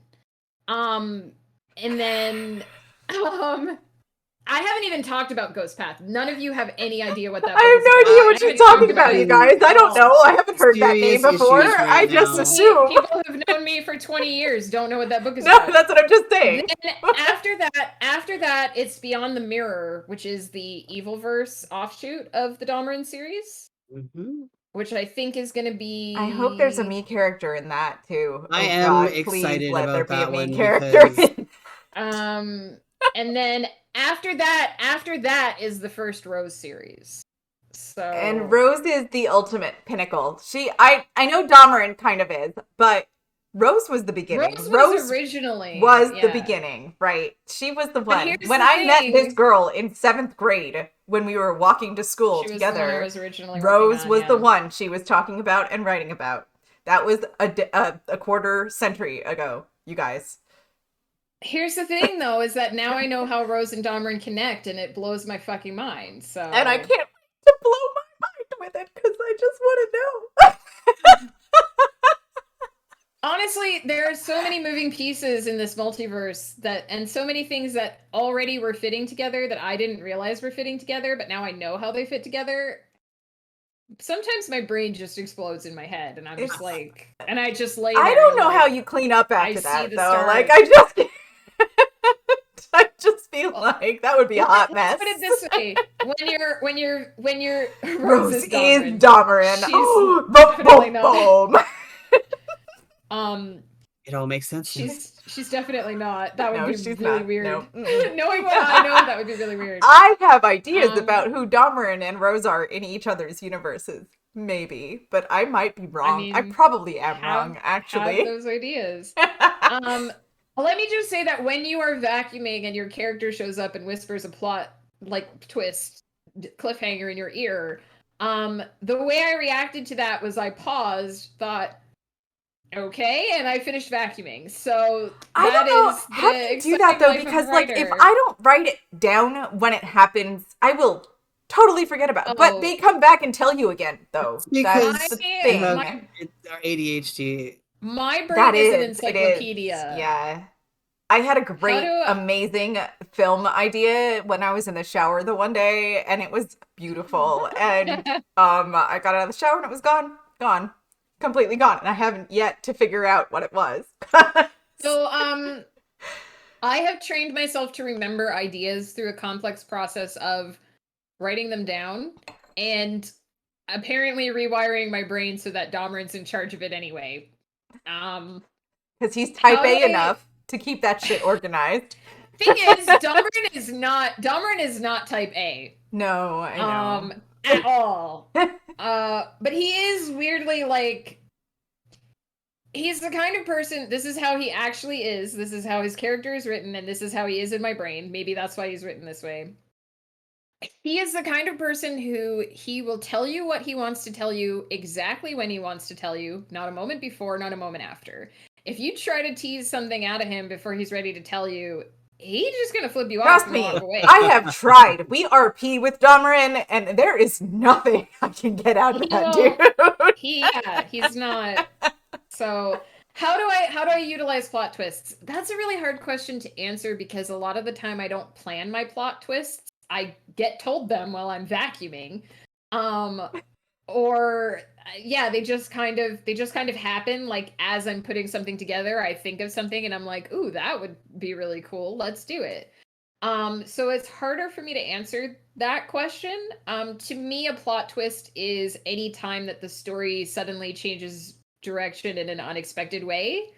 I actually try to have things like that happen, not like with regularity, but like you want your book to have a midpoint turn. You want your book to occasionally change directions. You want to keep It's the this, reader right? guessing. The thing with the story going up and then the thing and then the falling action. If it's like Yes. this, not like this. It's like this. Well, and sometimes it looks like this, right? It goes up Right, and and it yeah, goes oh up. yeah, it kind of does this thing going up the hill. Yeah. Yeah. And so for me, I definitely like I want to have times when something happens that the reader doesn't necessarily see coming. To me, It's that's what a plot twist is. right. And Sometimes interestingly, go ahead, sorry. sometimes I build whole stories around them, like a certain book, and sometimes they're very small and subtle. I think that for plot twists in a certain, I don't know, not all people that were trained in acting have the same training. So I don't know how many people know the phrase recognition and reversal, but it's that moment in the play or the book or the movie where the main character figures out like there's a thing and it's not the thing that I thought the whole time. Like that's Yes. the like That's what a plot twist is, right, essentially. Yeah. exactly. So recognition and reversal is that moment in time, right? And I think that that has to happen at least once. In I don't every know. story, theoretically, yeah. Theoretically, it doesn't always because It there doesn't are always. it doesn't have to necessarily, but in stories like these, there's a moment where you realize that things aren't cruising toward the thing that you thought or hoped or wanted. Uh, and then they're like, oh, okay, well, now you got to change everything about what you. Well, and the thing for me is, and this is maybe not the best writing advice, but it works for me, is I don't actually spend a lot of time thinking about the mechanics of my story, which might surprise people, because I know the mechanics of a story, I understand the mechanics of a story, I can talk about the mechanics of a story. I'm married to an English teacher. He has an even more robust vocabulary for this kind of thing than I do. But we talk about these things because not necessarily in my work, but just like, hey, this is a thing that sorry, I just lost. Dude, I do it all the time. It's not the first time his Um, name has been said on this stream, so let's just. Ghost Pepper will come home and say, "Oh, I'm teaching the kids about this," and then we get into a discussion about that mechanic. Oh, there he is. Literature. Hi, Ghost. Hi, honey. I love you. I'm sorry. Time to change your name and move to It's America. my husband. It just slips out, you guys. It's fine. It slips out for me all the time too, just cause it's fine. Yeah, but so like I understand the mechanics of a story obviously very well. I edit for other authors, so I have these conversations all the time. But when I'm sitting down to like write my own stories, to plan out my own stories, I actually think a lot about the mechanics. Case in point, like because I just outlined 3 new books. Actually 4 new books because I just outlined the next This EE woman is book as also a well. machine. You, Just FYI to anybody else out there, she doesn't fucking stop. Like I've seen I her. don't. I know this was on your like 1 year where you decided you were gonna write every day, but you were on vacation in a car and still writing. Oh yeah, I decided to do Machine. 100. That woman 100 is words a of work. machine. That was the year we were in England. I did 100 words of work every day, even when I was on Party! vacation. So Hi, honey. even the day that we flew back from England to Vancouver, I Right. did 100 words On of the work that day. plane. Yeah, on the plane, You're jet fucking lag. Perfect. psycho. I Just love you. remember, Thank you, because you do have to write all of this before you die. So, just remember to send me all your outline notes No pressure or by the anything. end no of the pressure. weekend. Right? All of the things. What do you mean Wolf send you my wants to outline know all notes? of your I need outlines. them. I You need don't to. get to see my outline. I need to read everything. I need all the No. These details. are things that don't even exist in the Megan verse yet. So I The just joke's on you guys because I also have a pen name that the audience doesn't know about, and I planned a book for that too this week. So Ooh, Ooh, I love that pen um name. Just FYI, y'all. so yeah, I basically just planned out 5 books in the last 2 weeks. You're welcome. yeah. But I don't think A about the machine. mechanics so much when and also hi party, how are you? I don't think about the mechanics a lot. I just sit down and outline what to me the story seems like it is. And then I go back and say, this is my inciting incident. This is my Right, midpoint turn. Vinyl? This is my Uh-huh. climax. Um It's Bob that is Boberson. accurate. That is the Bob most accurate Boberson. use of browse. I love Um that use of browse is perfect, that is actually. the most Yes. accurate use of browse. Um, so I do eventually, and when I get to the editing stage, I do move things around to affect my pacing. I do go looking for my plot twists. I do go looking for my mechanical pieces to make sure none of them are missing. But when I initially put the story together, it's not on the forefront of my mind. I'm just trying to tell the story to myself. I'm just trying to let the story be a story. And I never tell it right the first time. It's always a train wreck. Right, it goes through a whole bunch of So edits. It changes along the way. It has different things that happen. Hi, party. I mean, Your Kate, physics? yeah, Your like real physics. world physics What or like physics? Tell story me about your physics. physics, party. I Yeah, want to we're know about your we're physics. interested to know. The thing is, Gaia! This you cat know was that named after the main character in this book. This chick right here. Yes.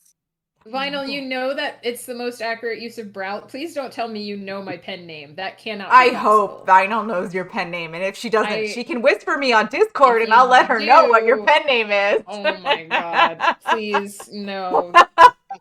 I Vinyl, if write you're interested. garbage. I write garbage under that pen name. It's It's good. beautiful garbage. It's It's good lovely garbage. garbage. It's It's great, but good garbage. it is garbage. 100% organic garbage. That's right. That's 100% right. It's organic. amazing. I have mentioned what it's for making money. Exactly. Right. Right. Because Off it of a certain sells. genre. Um so yeah, that like I Ooh. case in point of like how my work is always a train wreck the first time. I just edited a scene World yesterday physics. where I had basically written the same scene twice from 2 different perspectives. I didn't mean to. But my fingers just kind of took control and I But you started the did it second scene. anyway. I started the second scene too early and there was this huge overlap and this conversation repeated. So I basically had to take 2 scenes, rip them apart, keep only the relevant bits and then rewrite it so that it was only telling the event one time so that the conversation wasn't repeating. I get to do this again on You Monday. named a dress, Gaia? I love it. I love it. I love it. Oh, can we see it? Can see we a see it? picture? Can we see a Please? picture? That You would could send be it to so us in a private amazing. message if you want to, so that nobody else sees it. I would love to see I this would dress. be very interested in that. That's super Red, cool. I think that question was for party. Do you physics include wormholes that can World be created physics. on demand?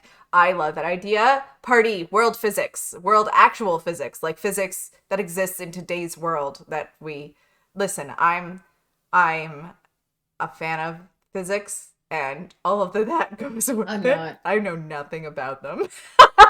I just we used to have this speech. Oh God. Okay, sorry. This is a little bit of a left turn for just a minute. No, go for it. When I worked at a theme park, we used to do this parade that would go throughout the park, and we would have kids like from the sides of the parade come in and join us, and we would like walk through the park and describe all of the things that were in the park because it was all like historical crap. And one of the rides was a ride that used like that you could like change the height of it by like switching the thing because it was like a big sail, right? You could move I it remember around. that. I remember that ride. We used to talk about the physics of that ride. Not a single one of us had actual clue how it worked. So we used to just Was it just different every time? Whoever was no, reading the no. card There just was like changed a it? script we all Oh, memorized, okay, you but none of memorized us it. knew if it was right. Like, like I assume whoever wrote this knew what they were doing. Yeah. I remember. I'm sorry. That's just my relationship with It's physics, right there. interesting. It's interesting that you say that because sometimes even when you make your own world, I literally have a note for a scene that I have to edit in a few weeks that says figure out how magic works with modern weapons. I have And to figure out I how my commented magic to and bullets you interact. once about something in a scene that happened, and there was like a Coolant leak, yeah. physical thing that happened in the scene, and I was like, wow, did you research that? Because like it feels like something that needed research, that needed to, like, the way that the thing worked. And I don't want to spoil it. It's this series. It's much later in this series, but it's this series that we're talking about right now. That one. And but this she does a ton of research. I do a ton of research, yeah. You can't type fast enough right now, Party. That's a feeling I'm It's familiar okay. with, actually. It's fine. Take your time. Take your time. We're gonna be here for a while. I'm gonna AFK for like 30 seconds. I'll be right back. I might ask my lovely husband, who I swear I didn't dox on purpose, to make me another drink because I'm almost done with mine and I could use another one. Look, no pressure. You can never dox him as bad as him pulling up his Amazon page with his address stream. I worried about that one actually.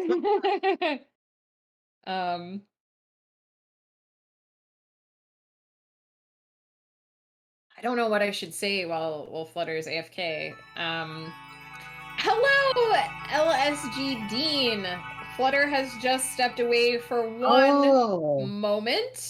Let's see if one of us can get the shout out command to work. Awesome. I did it! Hey, awesome. Sorry, Vinyl. I think I accidentally scooped you. Welcome, Raiders. We are hanging out, chatting about my new book. It's right up there, Across the Void. Let me do a... If you want to check welcome, out Raiders, you guys. books, Thank you so much for coming in. How are you guys doing tonight? Here's me, so you know who the heck random I am. I'm gonna hold up some of my books too. I'm gonna hold up these ones. How you doing, Dean? Do the thing. Oh my god, her books are amazing. I don't have today's book. Woof, you have today's book. I have the one. I do. That's the first one. For some reason, it looks really bad. I don't even cameras, have. so. It's okay. It's right there. This is coming. Today's book is coming tomorrow to my house, so yeah. You're gonna buy it. It looks like that. Party, though. thank you. If you do the command thank you book, so much. It'll send you directly to the link for this. There we go. Oh wow, that was not it. This one is the second in the series. I keep forgetting to mention, but if you go to the series page right now, the first book should still be on sale for 99 cents for another couple hours. So you can actually get The End of All Things for 99 cents. Have a good night, Dean. Thank you for the raid. Dean, sleep take well. Care.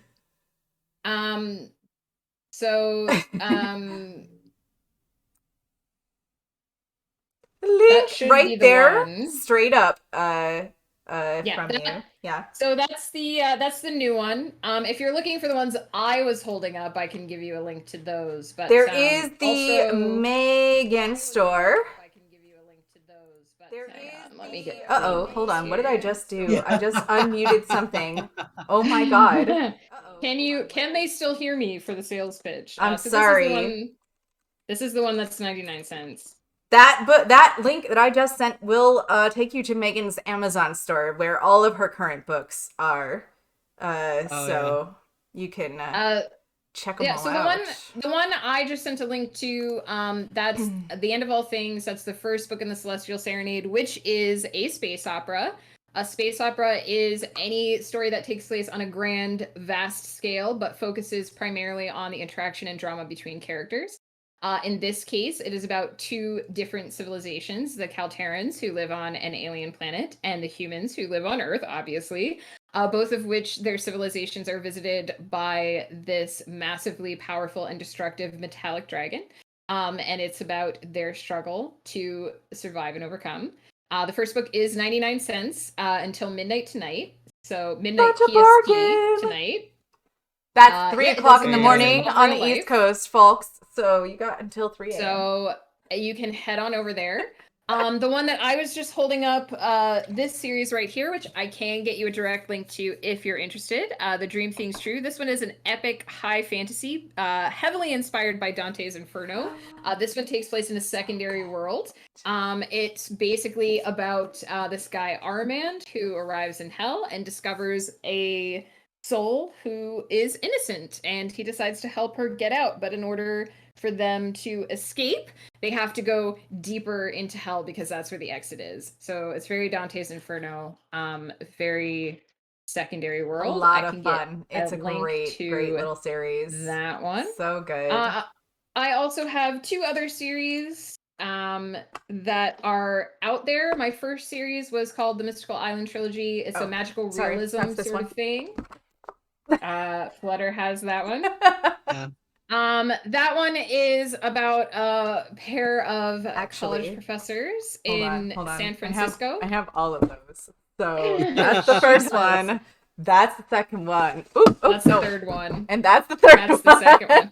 That's the second one, and that's the third one. And that's the third Sorry. That one is about 2 college professors in San Francisco. There's an island that suddenly appears off the coast, and they go to check it out. They meet a gentleman sorcerer named Sintomaru on this magical island. You want to read about a floating island that is like a vacation spot. Please do, because it's fucking phenomenal, and it's everything that I wish life would be.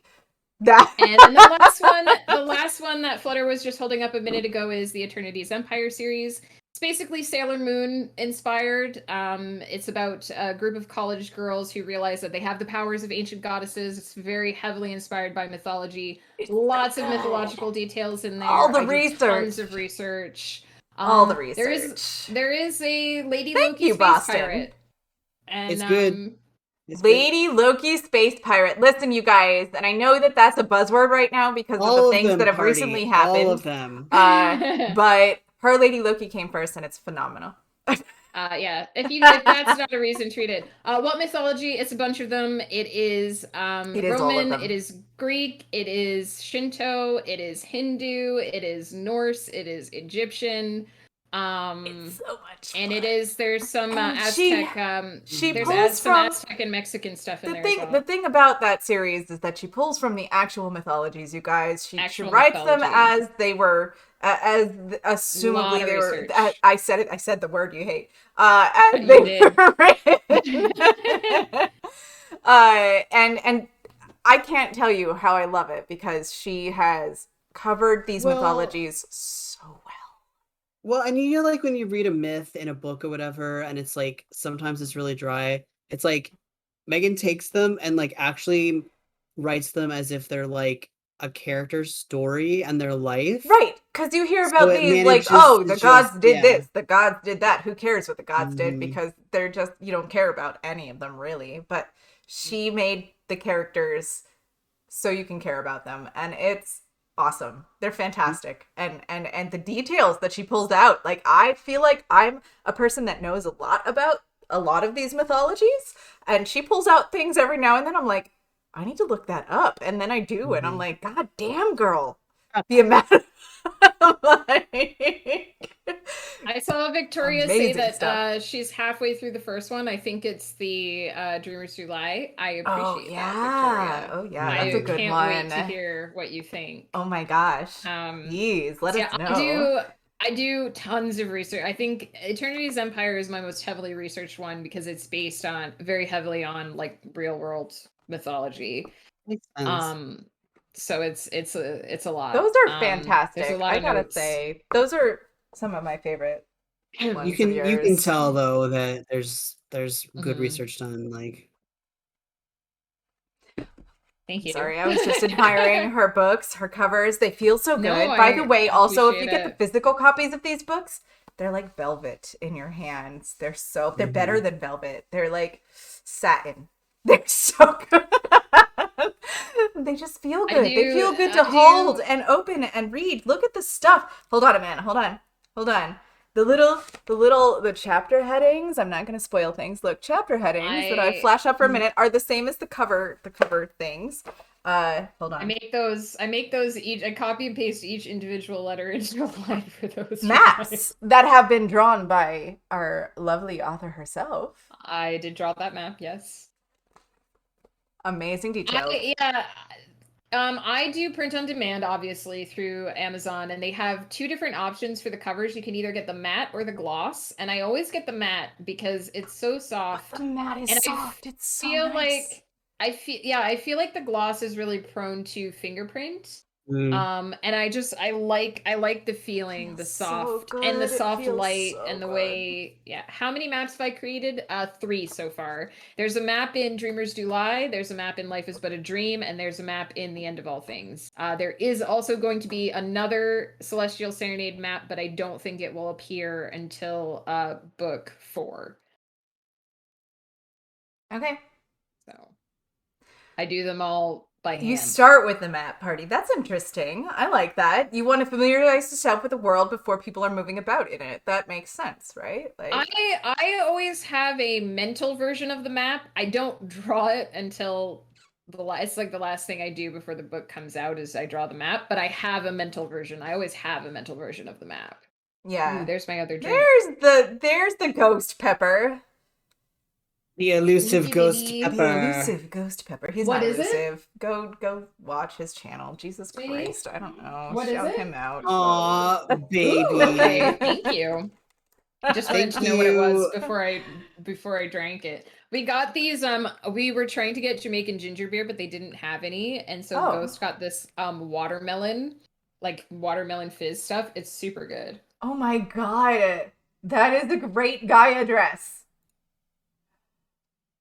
Vinyl sent me the link to her Gaia dress, and I fucking love it. Vinyl, that is gorgeous. Oh, I can see it as well. Oh, that is gorgeous. It's so perfect. I would wear the fuck out of that. I love it. It's so good. That is amazing. Yes. Thank you for sending us that.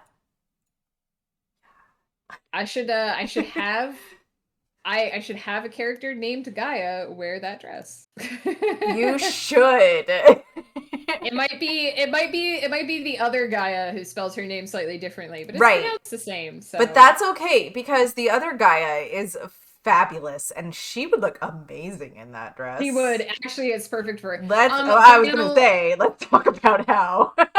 Vinyl, is it okay if we show the dress on stream? We can show it to stream, yes, but only if we can Vinyl's do the okay thing. If you're cool with that. This is such a good drink. Gentleman, guys. watermelon, the other one hibiscus is water plus 1 shot vodka and a lime wedge. Wait, it's GEA or GAEA. like that. GAEA, like that, yeah, Gaia, yeah. Like Mother Earth style. Yeah, there's two Gaia spellings. I did that because otherwise I was worried if I spelled them both the same because they're both mythological names. I worried if I spelled them both the same, I would accidentally I would forget which character I was writing. I basically needed a way to distinguish the characters in my head. So I spelled them differently. Yes. But that's okay because those spellings are both widely accepted as spellings of that name. Yeah. I love Gaia. Gaia's my favorite. I love Gaia. Gaia's been a favorite character of mine in all of my history of ever reading or seeing stories. So beyond Megan even, Gaia has always been a favorite. But Megan takes Gaia and makes her even better. So oh, well, thank you.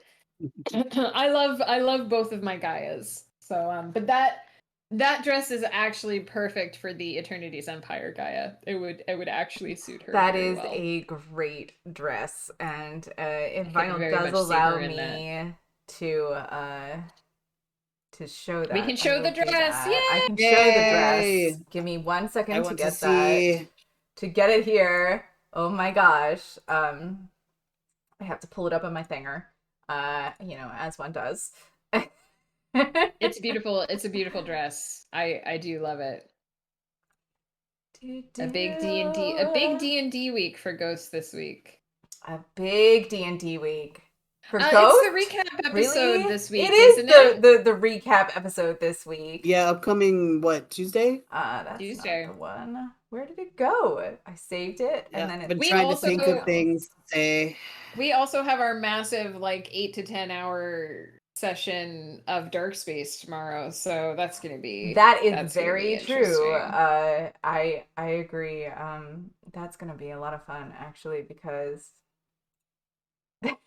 I have so many D6s now. I just there can't are even things. explain. Oh my god, you guys. Okay, here we go. There it is. There's That's the dress. dress. That's the dress right there. Very It's nice. so pretty, isn't it? It's such a good Oh Gaia no! dress. It totally just That was it. I hope you enjoyed that it. was the dress, you guys. That's all you get. There you go. I just wanted it. There it is. Fits on the screen right there. Look at that. That beautiful That is dress. It is a perfect gorgeous. Gaia dress, isn't it?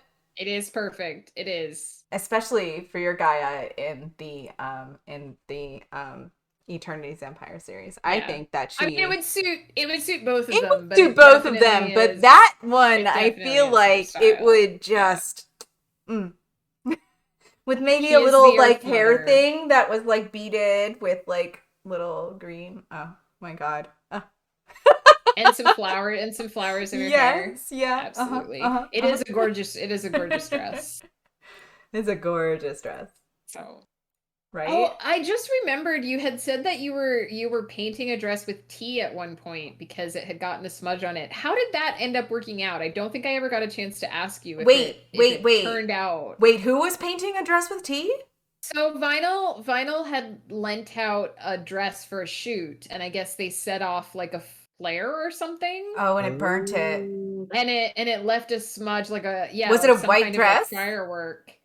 And it had left a smudge. I don't know the details. I just Well, that would remember make Vinyl sense with was tea. saying, An orange smoke bomb. Oh my god. There we go. But the tea thing, that's genius. To dye it with did tea. It work? Did it work out? Did it save the dress? Oh my god. Oh my god. I remember you saying it was an attempt to save the dress. Yeah. I want to know. Oh my gosh. So I would be really thank you, interested Red, to for know the posture check. how that turned out. Beigey champagne. It sounds really cool. I mean, I know you were in the beginning that's stages. What I was of trying to thinking. save Red the is it would dress. have a weird kind of almost tie-dye, but be ooh, yeah. The orange part is still orangey because I know it's there. Yeah, sometimes. Well, you were telling me Vinyl made, by the way, I have it sitting right here. Vinyl made this really amazing, if Flutter holds up the first cover of the book, this really amazing fan art of the first cover of the book. It's that same dragon logo in the same colors, and Vinyl was telling me that somewhere on here there's a a line from the original Sharpie, it's but I there can't see too it. In the picture here on the stream, up in the top. Yeah, so. There's another one. There's a second one now. There's a I was lurking on that stream where you did the second one, Vinyl. I'm super excited. I never said I was there, but I was there. So cool. But Vinyl was telling me that there's a line from the original Sharpie, and I don't see it. I do not. I 100% genuinely do not see it, but Vinyl knows it's there, Vinyl so she can. Does this amazing art. That's the bane of the artist, though. It is that so right. You always see, but listen, Vinyl. I'll tell you the secret to that. Okay, you see something like that, call it your spirit hole. There's always something imperfect about a project that you do, no matter what you do. It's the thing about being an artist. There is always an imperfect thing, but there has to be, because if there wasn't, it wouldn't be successful. There is a spirit hole, the place that the spirit can slip through. I don't know. It's a weird thing that I heard in theater things. They say that I love it though. They say that you never really finish anything. You just sort of abandon it, right? Right. And but you always leave that thing. You're finally you have to accept that you did the best that you could, and it's a finished piece, and you move on to the next thing. Right. It lets you go through and keep going. That's your spirit hole. It's Eye beautiful. symmetry drives me nuts too. Did I Oh still have the yeah, picture. red symmetry. I Eye still symmetry is have the the picture worst. of Dameron in the corset. Oh, I love the Dameron corset picture. Hi, I Wolf want Dad. full Vez. Hi, Godzilla Daddy. I love the Dameron corset. It's so good. That's Dameron in a corset. I'll zoom in on the corset. Very sexy. Oh, it's such. I have a corset that's kind of similar to that. I should His wear it hair, one of these days. his hair is a little. We should have a his hair is Dameron little stream where I wear foofy, that but- corset oh my because. Is that a stream where I have to be Dameron for like? I don't know how I feel. we about we that. just There's talk another about one. him. We don't have. Nobody has to be him. That's the one that could be an elephant or it could be Dameron. It's Dameron smoking from the back. But it's an elephant, really. If you You look can at see- it. I can see the elephant. I can see the elephant. Not gonna lie. Oh, it is symmetry in general, red in art is so terrible, right? Like I have so much problems. Words are good for me. No, it's fine. I can't do it. I can't. Which is why I purposefully love asymmetrical things in general.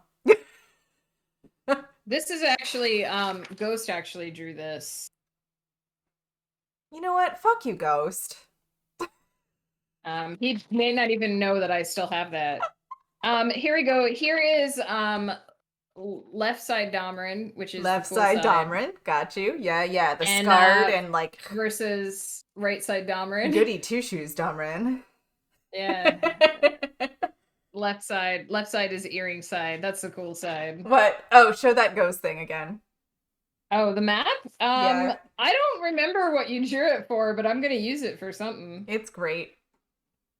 I hate you, Ghost. I used to love drawing maps. Coastlines are fun, aren't they? Because they're so like wrinkly and weird and like asymmetrical. I love hate coastlines. doing it. It's a world. It's a world map. Yeah. Yeah. I hate drawing coastlines, but you get off. Yeah, I do too. This is Liam Barrow. If you've read, Liam if is my boy. If you've read The End of All Things, this is a character from The End of All Things. That's Liam Barrow. Liam. I personally, I think he's pretty good. He's got that scruff, smoking that cigarette.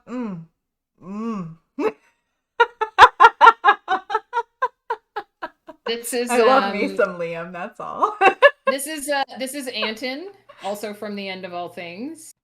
Our steadfast politician, except not like other politicians. He actually cares. It's not like the other guys. Right. Me, I draw better to the side, obviously. You can probably tell because I can't draw symmetrical faces. This is our. You gotta have a little, at least tilted to one side a little bit, that you get that kind of the profile of the face, right, where the nose sticks out. This is Armand from Dreamers Do Lie. Another sexy man.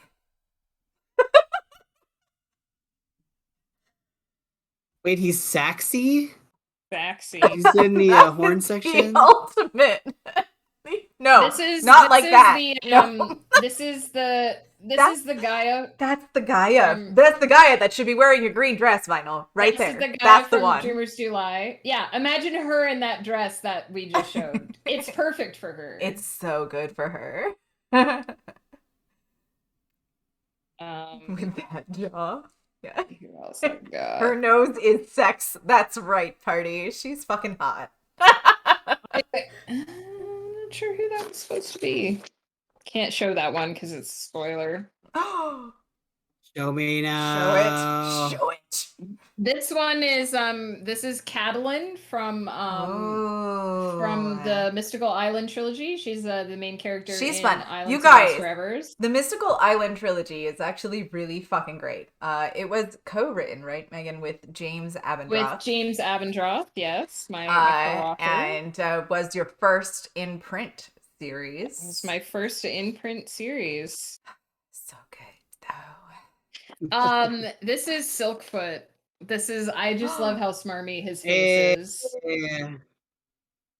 Soakfoot might be. Who is it? You or me, Wo? Soakfoot is me, probably. I don't Yeah. know. I'm gonna give you a chance to say it's you, but he's actually me, just so you know. Okay. Wolf and I often have to fight over the characters that This is Crescent. Yes. That's my boy. That's actually Wolf's boy. But Well, I mean, love Crescent.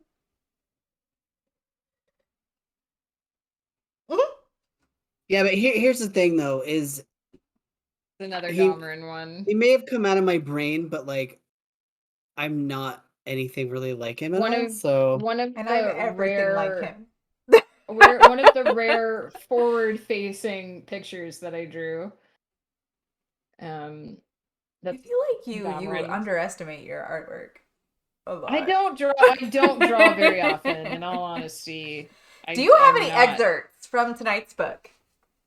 For us? I can read the first few pages of tonight's book if people are interested. Yep. There's Sentomaru from that's the a whole Mistborn other. trilogy. But don't you mean Batomaru? There's Sesha, one of Dahmerin's other boyfriends. Oh, too innocent for me. This is Thora from the Eternity's Thora Empire. is good. I love Thora.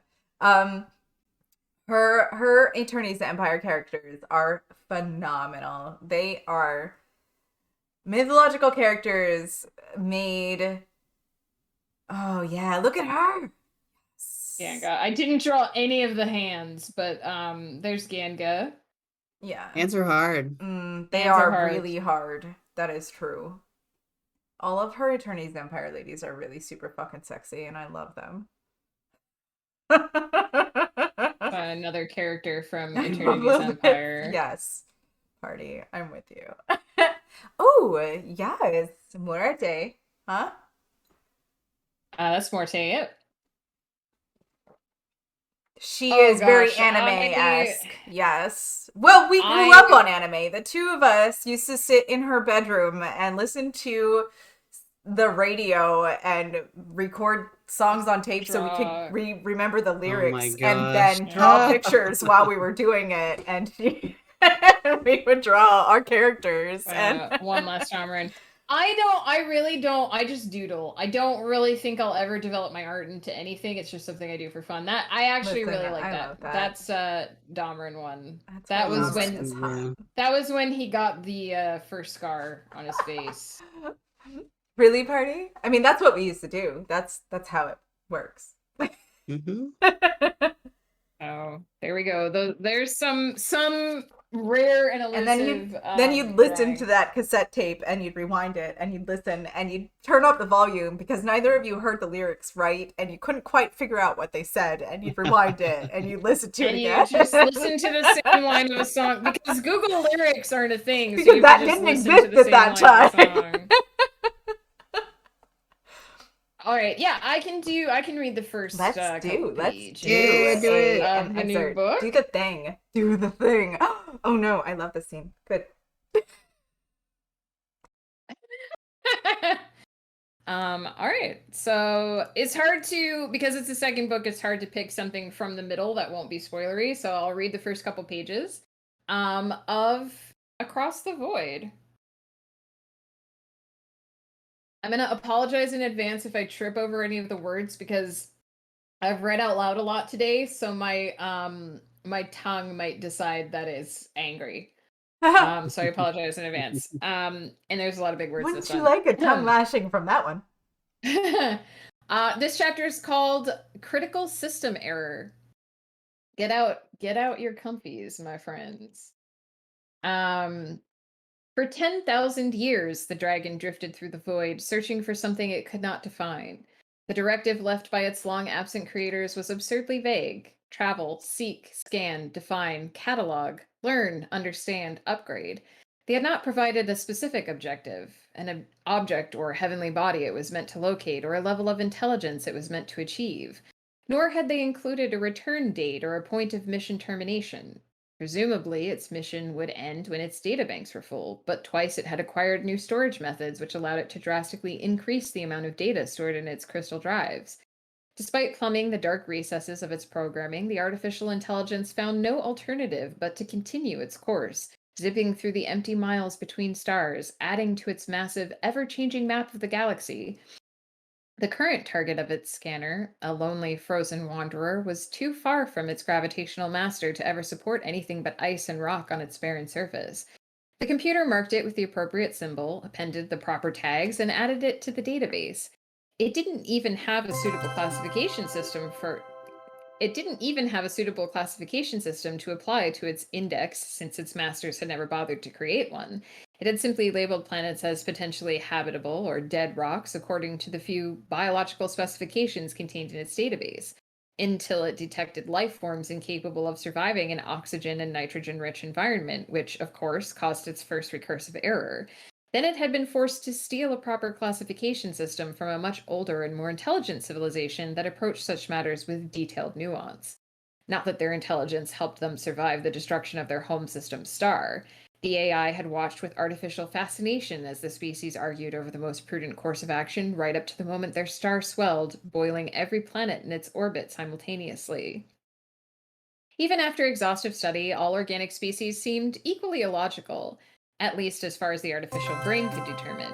It had at least 300 listed in its databanks now. Those it had observed from afar were marked with a numerical designation and the name which they called themselves. Those the AI dared not approach or deemed unworthy of further observation bore only the numerical distinction. It had circled back a few times, observing the fall of several civilizations and the births of several others, but it had never dared interact with one. The parameters of such an interaction hadn't been included in its core code. Not that its core programming bore much resemblance to its starting structure. It had been designed to upgrade, to append new parameters to its existing pool of choices.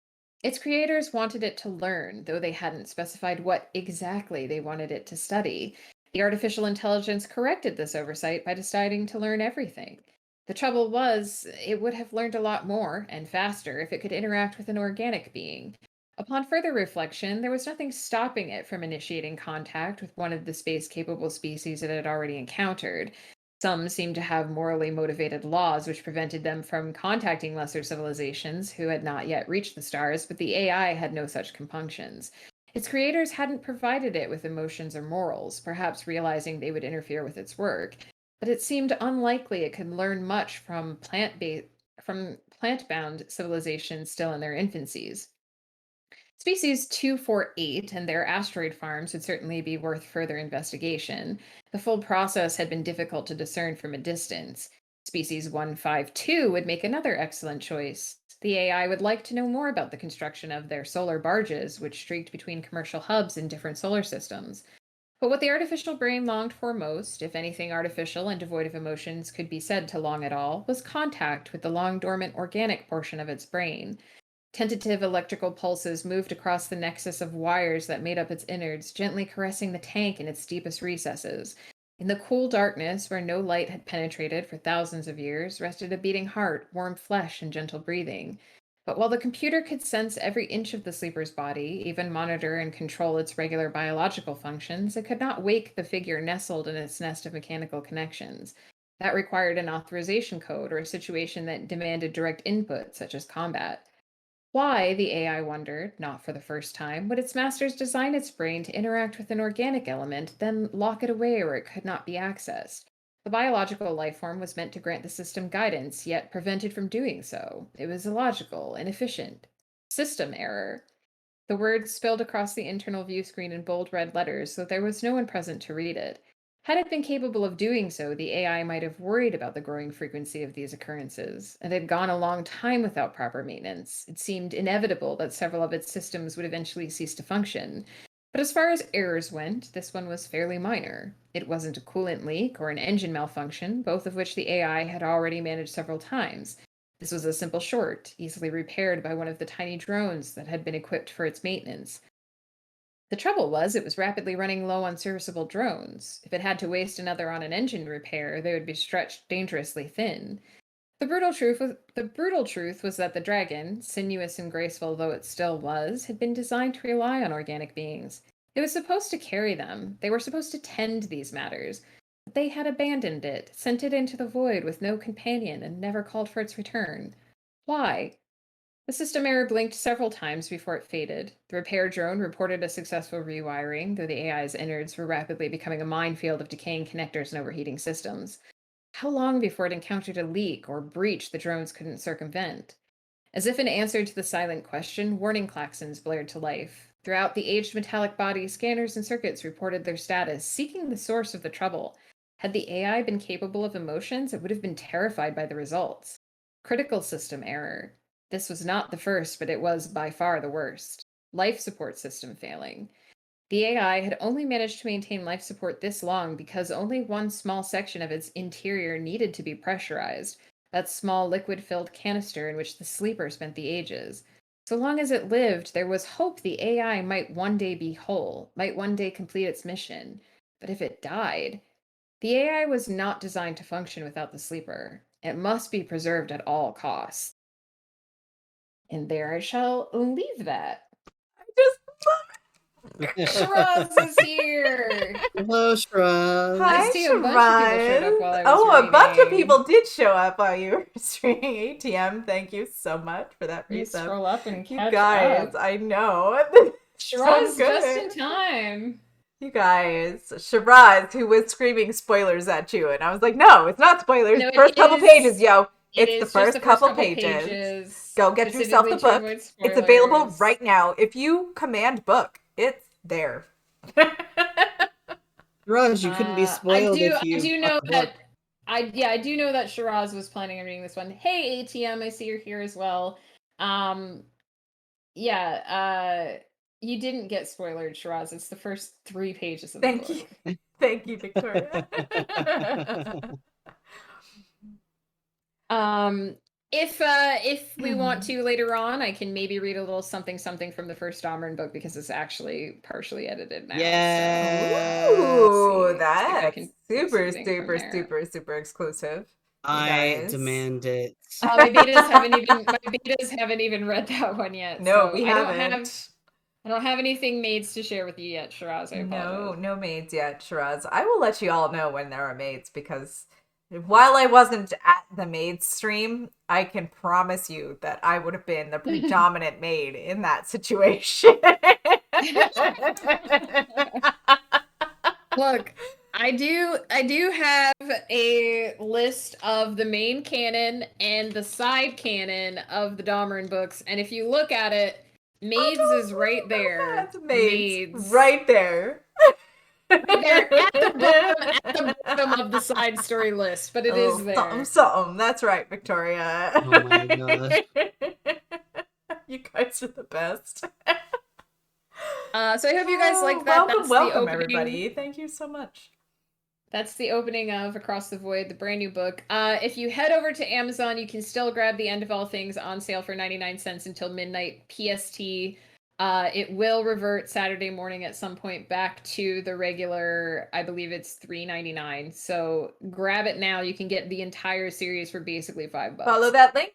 It'll take you to Amazon, Megan's store on Amazon. It's there. This one. It's super this one. good, If you need everybody. if you need a picture reference, it's that one. That is the one that's 99 cents. Yeah. To make sure was the most competitive I've been in anything. Ghost came to win. Ghost. And let me just tell you, but Dahlgren is not like Flutter loves Dahlgren, Wolf loves Dahlgren. Ghost does not love Dahlgren, and he was 100%. Let's talk about how you may have actually created the Flutter hubs when you created Dahlgren. Are authorships between characters that are not canon approved? Yeah, I mean, if you ship 2 characters that don't end up together, you're perfectly allowed to do that. She's definitely good with that. Ship all of the characters because I do. One of my I think I can safely say this because it's established pretty early on that Gaia and Liam have like a father-daughter type relationship, but one of my betas desperately wanted the 2 of them to end up together, which could have worked in some certain very specific situations, but this was not that.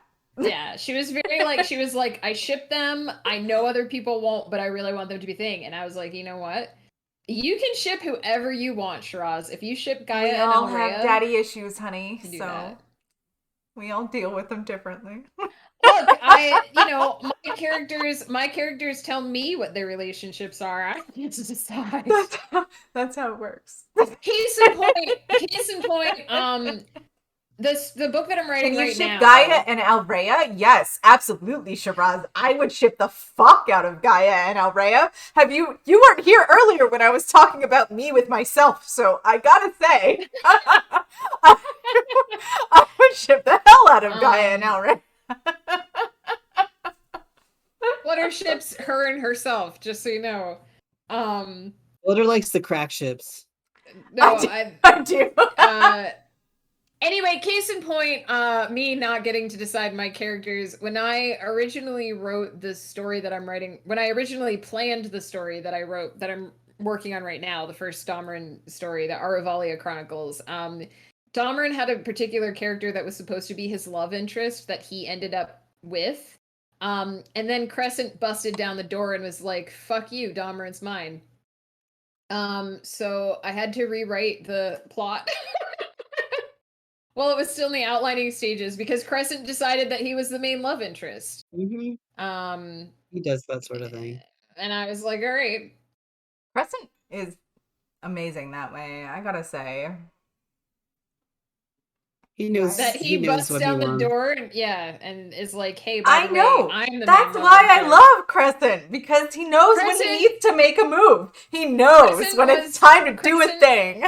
Crescent was supposed to be a footnote in that story. He was supposed to, like, he wasn't even really supposed to be in that story. And then he was like, no, this story is about me. And now it is. So, it's a very strong personality. Right. Dameron's original love interest has a very minor part in that story. He's still in there, but he has a very minor part in that story now.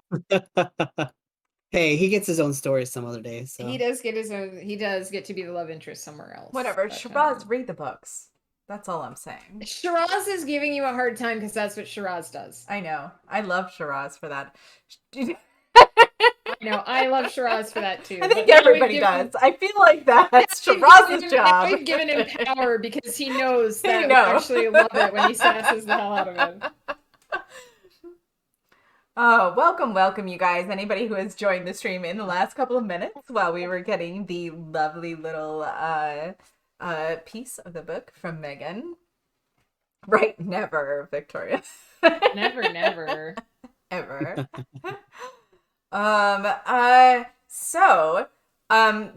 This I don't know. I don't even know where to begin with this, guys. This is a 9-book series. You're whatever, Shiraz. You know what, not Shiraz? even remotely. I believe that because I've heard your voice. It's angelic. It is. I've heard Shiraz's voice too, whether or not Shiraz knows it. That was sinister. I've been sneaking into my closet at night, I'm the ultimate lurker. I don't fucking tell anybody when I'm around. So. I do want to say too, we keep talking about this series being a 9-book series. All 9 books are written.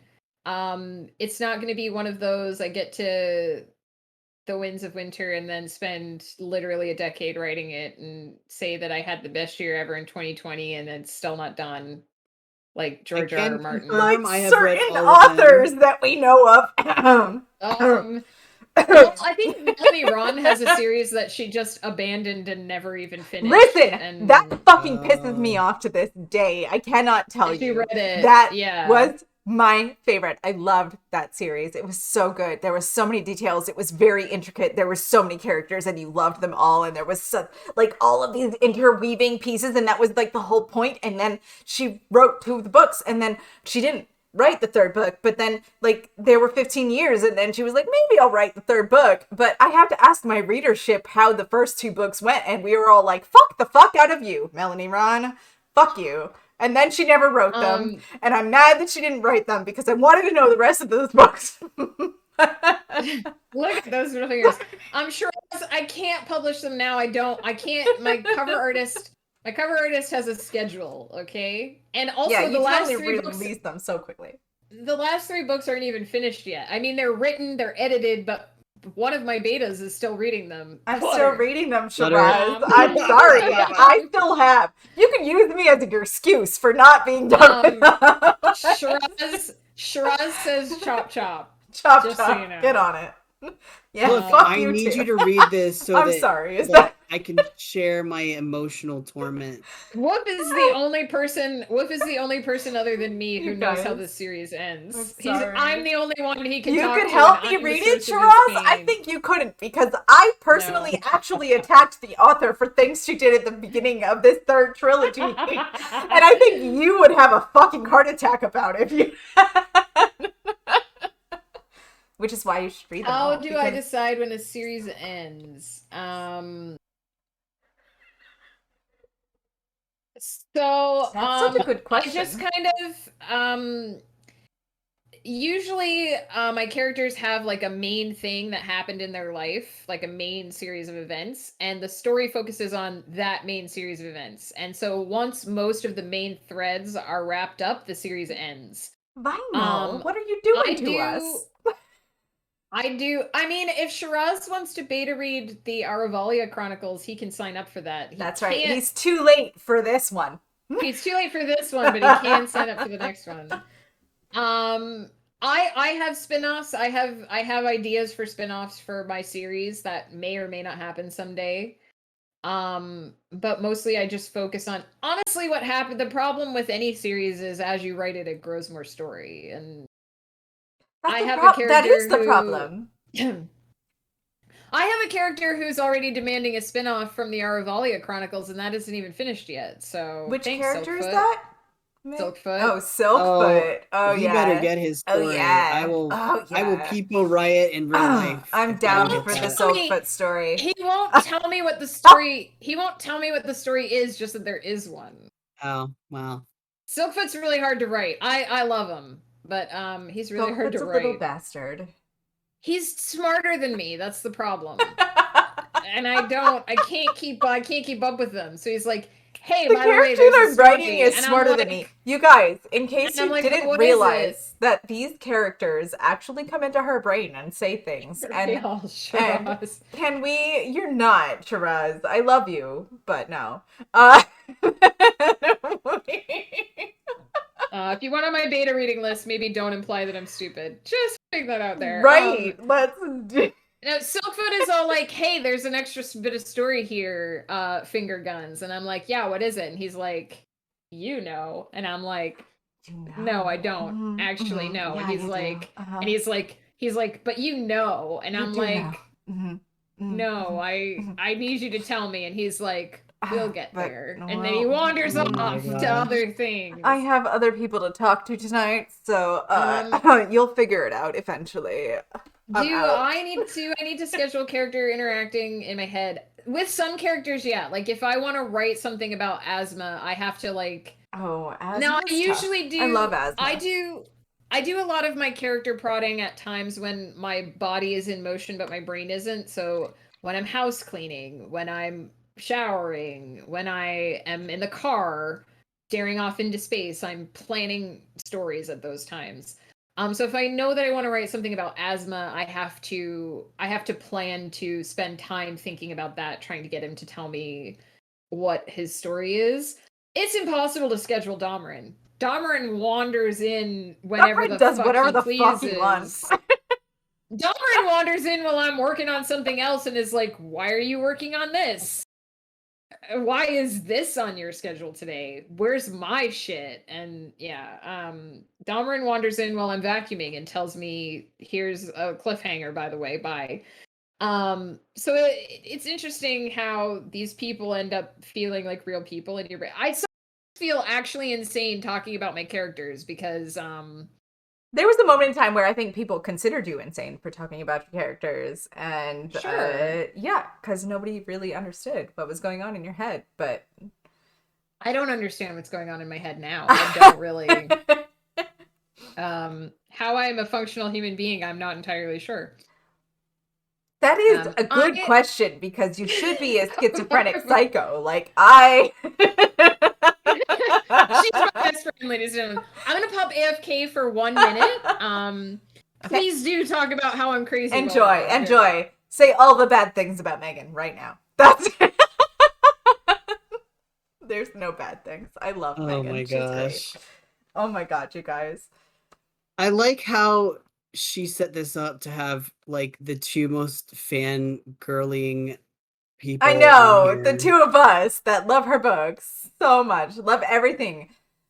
Wolf and I have been around the longest for Megan's musings. I will call them musings. Right? Before we even knew any of them would become books. She used to tell us about these things. Wolf role plays a lot with Megan, has in the past role played a lot with Megan, and some of those characters have become parts of her books and stories. And who are our two characters? Wolf and I have very gray lines between our characters. Yeah. I think it depends too on which series it is. I don't think this will be spoilery, but basically, even if like we came up with characters, Megan has like taken them and like she sculpts built them, upon them, gives them the details, gives them their like raison d'etre, like that kind of.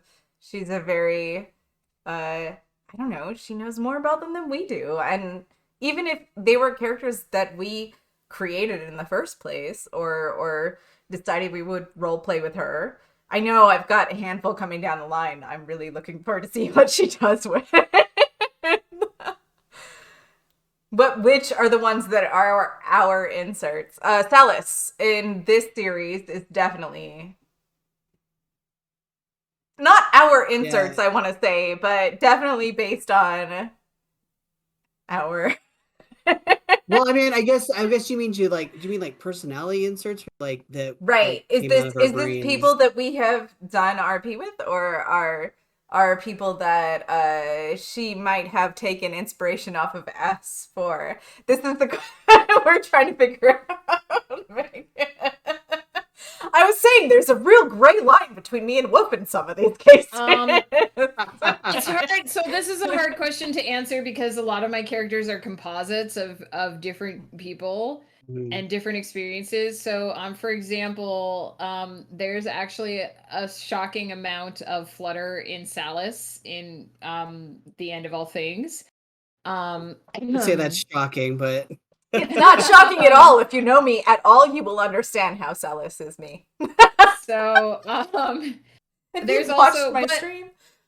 But the thing is, like in the series I'm writing now, there's a bit of flutter. There's definitely like times where when I'm writing Crescent, I'm channeling my inner flutter. But there's also a lot of flutter in Kazella as well. Because those two characters have some overlapping personality. Kazella is probably the most flutter character of all of my characters. I can see that. But I definitely have moments where I'm writing Crescent and I'm channeling like drunk flutter.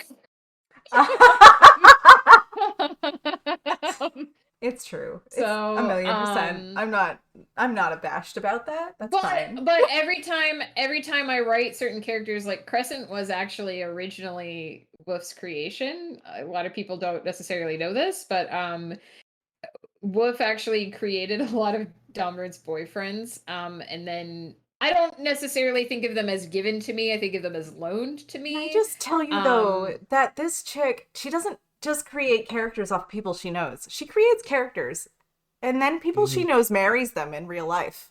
Like that was accidental. I don't know how you married Domrin.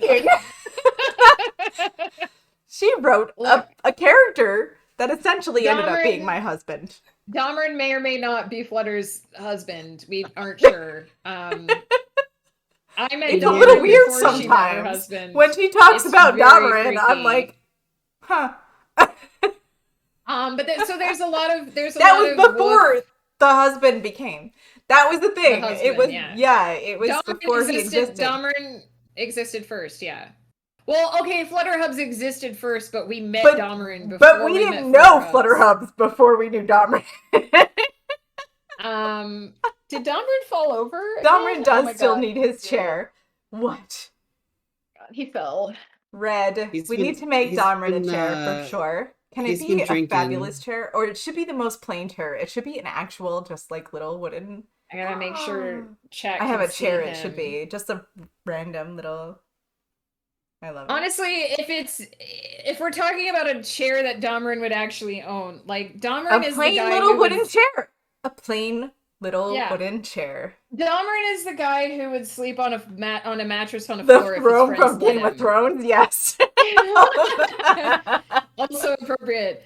Domrin would sleep on a mattress on the floor if his friends didn't buy him a bed frame. Because he would be like, "What is functional?" Right, And they but would why be not? like, You just "You're put it there, going it's to," fine. yeah, and they would be like, "No, but you're gonna destroy your back," and he would just be like, "Whatever." Yeah, whatever. Um, That's what the doctor's for. but yeah, there's a lot of woof in characters like Crescent is very woof, Sesha's very woof, Sibel is very woof because they came from Woof's brain originally. I just Right.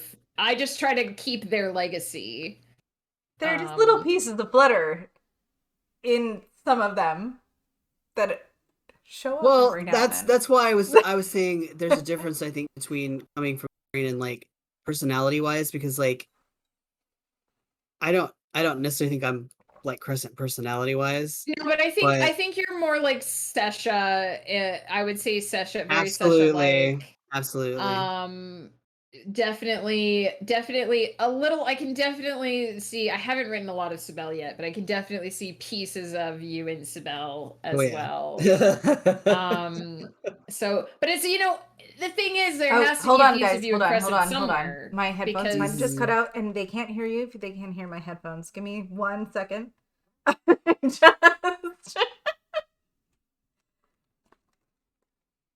Speak. Kat, can you hear Got it. us? Cool. Can All you right. hear us, Keep chat? going with that one.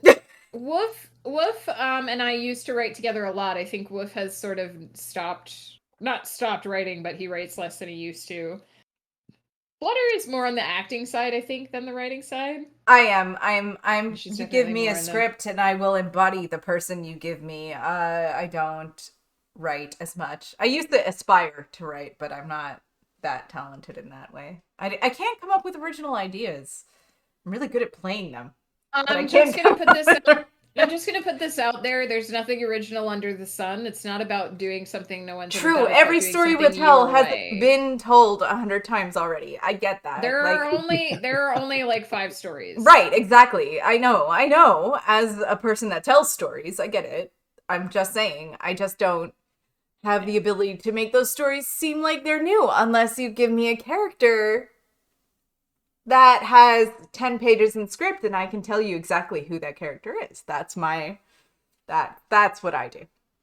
I See, I get to extrapolate decide. from this I get small to amount of decide. information that is given me. I do the extrapolation. What I was saying though is that like there has to be a piece of Wolf and Crescent somewhere because there's always a piece of the writer in every character. So There is parts of him that crazily enough, there has to be part of me in Crescent now too because I also write him. So he's just this weird mishmash of like 5 different people. But sometimes it's better to write characters that are composites instead of direct one-to-one because you don't necessarily want to write your friend into a book. Right, I get that, yeah. That's right. kind of opening a can of worms that you don't necessarily right, because your friend isn't always the greatest to. person ever. That was the thing about but Sherlock that's me Holmes was talking about me. I'm an awful person actually, but like I just You're if not Megan an awful wrote me person. into a book, I might be like The thing But, is, like, I believe Sherlock Holmes was very heavily based on a real person. But if the person if the character depiction ends up being unflattering, then people are like, yeah, right, unhappy. exactly. Well, that's what I'm saying. Nobody wants to see the dark side or the not so great side of themselves. Like that's the whole thing. I like to act a character that has something to live for. Red. I don't. I don't know. I like somebody that I can understand, but I can understand most people because I'm weird like that. I don't know. Tell me. You guys, I can't woof. tell you what you like to I don't know. Red, do you know Angels in America?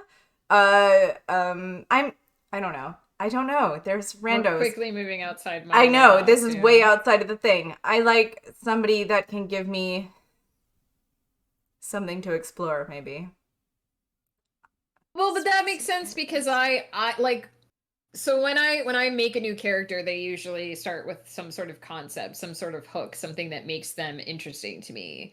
Damarin's big hook is that weirdly enough, because there are so many other nuances to him. But he's a channeler, so he's not a mage. He doesn't do magic. Right. But he can tap into raw magical energy and move it through his body from one place to another, which is a very rare talent. And so much of his core character concept was based on that. You'd never know now if I described him because it's he's such a nuanced character, but that was where he started. Rose started out as a space princess because I made her when I was 14 and I thought that was cool. So she was a space princess. But she's far more nuanced than that now. It's funny you asked that, Red. It is funny that you asked that because I have been talking to Flutter and Collie about we just need to figure out how to actually record them. But Flutter and Collie are going to be doing some narration for some audiobooks for me as soon as we figure out how to actually record it and stitch them together. So it's going to happen. Audiobooks are coming, you guys. Yeah. We just don't know It's when. on my plan. And I it just might need not to be figure super out- soon. I don't know. I don't know what We don't audio understand format how I need you to do work it, with. so we're So if somebody can tell me how to do that, that'd be cool. But yeah, Asma's character concept was my idea of what a necromancer would be instead of somebody who like raises the dead. Asma as a necromancer calms the spirits of the dead and makes sure that the dead get to where they need to go. That was my concept of I love of a Asma. Can I necromancer. just tell you one of my favorite characters to remake in when I do like RPs or play games in general is Gianna, who is a friend of Asma's that we did when we were doing this in forums, you know, when one person writes a post and the next person writes the next post and it makes a story. Uh and Asma is one of the characters I'm so excited about learning about, except apparently that's not going to happen for like another decade or so. So, Okay, he is going to be in the first Dahmerin series. I'm just saying that I don't. He hasn't told me. He hasn't told me his bigger story yet.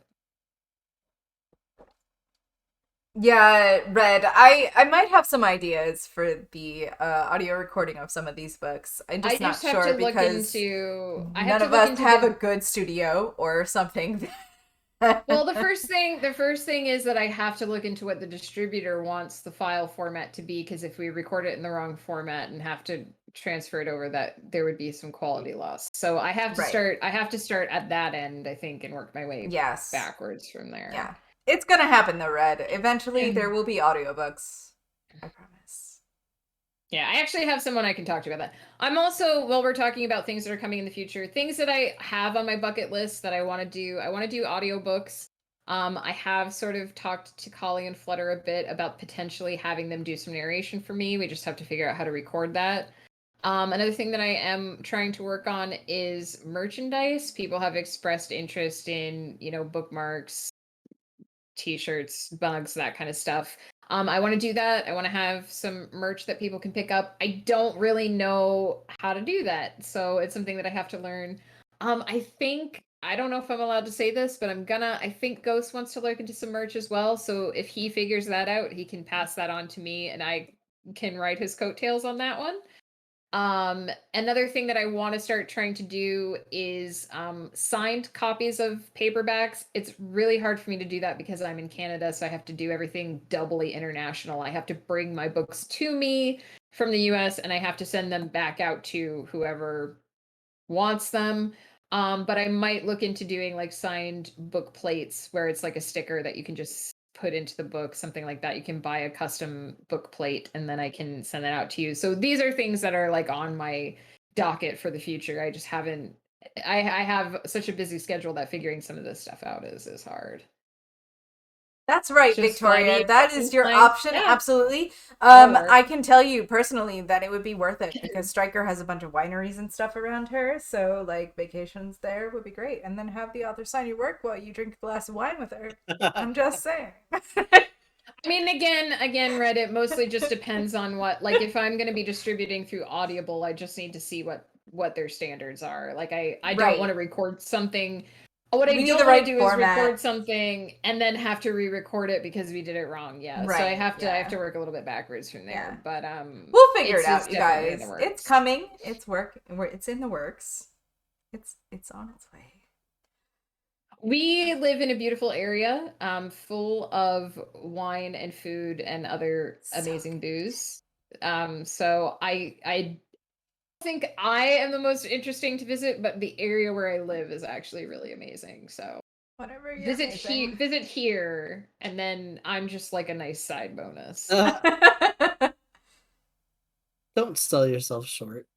The thing is, I feel like I'm so bad at marketing because I think I'm a boring person. I You're don't think I'm not interesting at though. I all. mean, Yeah, clearly there are a I bunch of people hanging out disagree. with you right now to hear about your books. As we've So, established, I am certifiably insane. Apparently. So, it's okay but though. I Yeah, think most of us are probably at least a little yeah.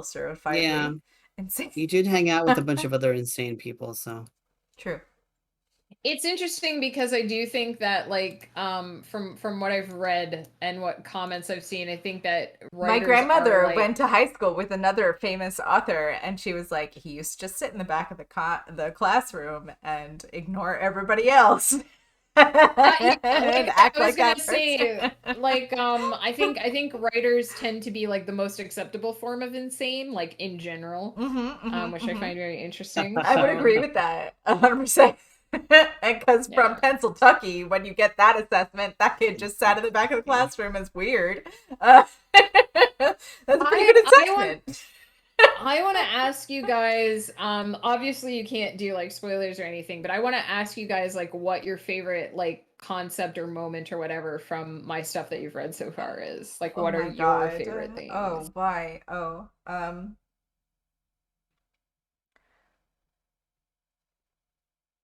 Dragon, I think. I love Dragon. Dragon is something I didn't see coming, and I love Dragon. And I'm not gonna say more than that because I feel like it would be spoilery. But I fucking love Dragon, and it never was a thing that I thought in my head would be cool. Like, why would that be cool? It's an algorithm. I love Dragon. I feel like all of Woof. mine are. I feel like all of mine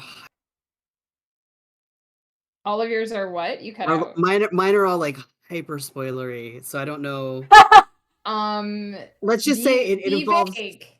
Okay, let's just say it involves character growth of a character in the Salus. maybe. maybe, Salus gets character maybe growth, the guys. one that did the things, Yeah, and then the other one I as absolutely opposed to the other one that did the other about. things. No, the other one also involves a character, but I absolutely cannot say because it is a massive, massive spoiler. Um, but but I think part of the reason why is and I've talked to you about this, Megan, but again, I'll be super vague, is just because when I read this uh part of the book, um, I read it at a certain time, like after things had happened, like in my personal life, and so it specifically resonated with me at that moment in time, and so there was lots of like emotions. So that still means a lot to me. So You guys read her books. This is what you're getting right now. Read mhm. the fucking books so you know who we're talking about. That's all I'm saying. I just I actually so I won't say what obviously because it's spoilery, but my favorite scene from the first three books in the Celestial Serenade is in book 3, The End of the Nightmare, and I actually read it today cuz I'm doing my final prep for the publishing in August. Not August. August is Eternity's Empire, October. Words are hard. I'm doing the final read through We're working for on it, Red. I promise. October. Yeah, it's definitely on the plan. Hopefully for next year. If we can get everything sorted out. But yeah, I reread my favorite scene from the first 3 books today. It's in book 3, and it's just so, I love it so much. But I Wes don't getting an know. audiobook first. I Island of do Lost think Forevers will get the first one because it's my first book. So right. they'll all go in order. So it will be the Island of Lost Forevers, the Mystical Island trilogy will be first, and then probably Dreamers Do Lie after that. Eternity's Empire might wait a little bit. But Release it'll order. be Oh, we don't know. release order of the audiobooks. It'll be the Mystical Island trilogy first, and then Dreamers Do Lie probably. I have to And say then I'm not sure Alrea after that. is my character in the first in this series right here. Mm. Alrea. Alrea was the person that made me keep reading in this series. I loved her. I love Elray I too. loved everything about her. And there was moments where I felt like I could be her. There was moments where I was like I could be her brother. But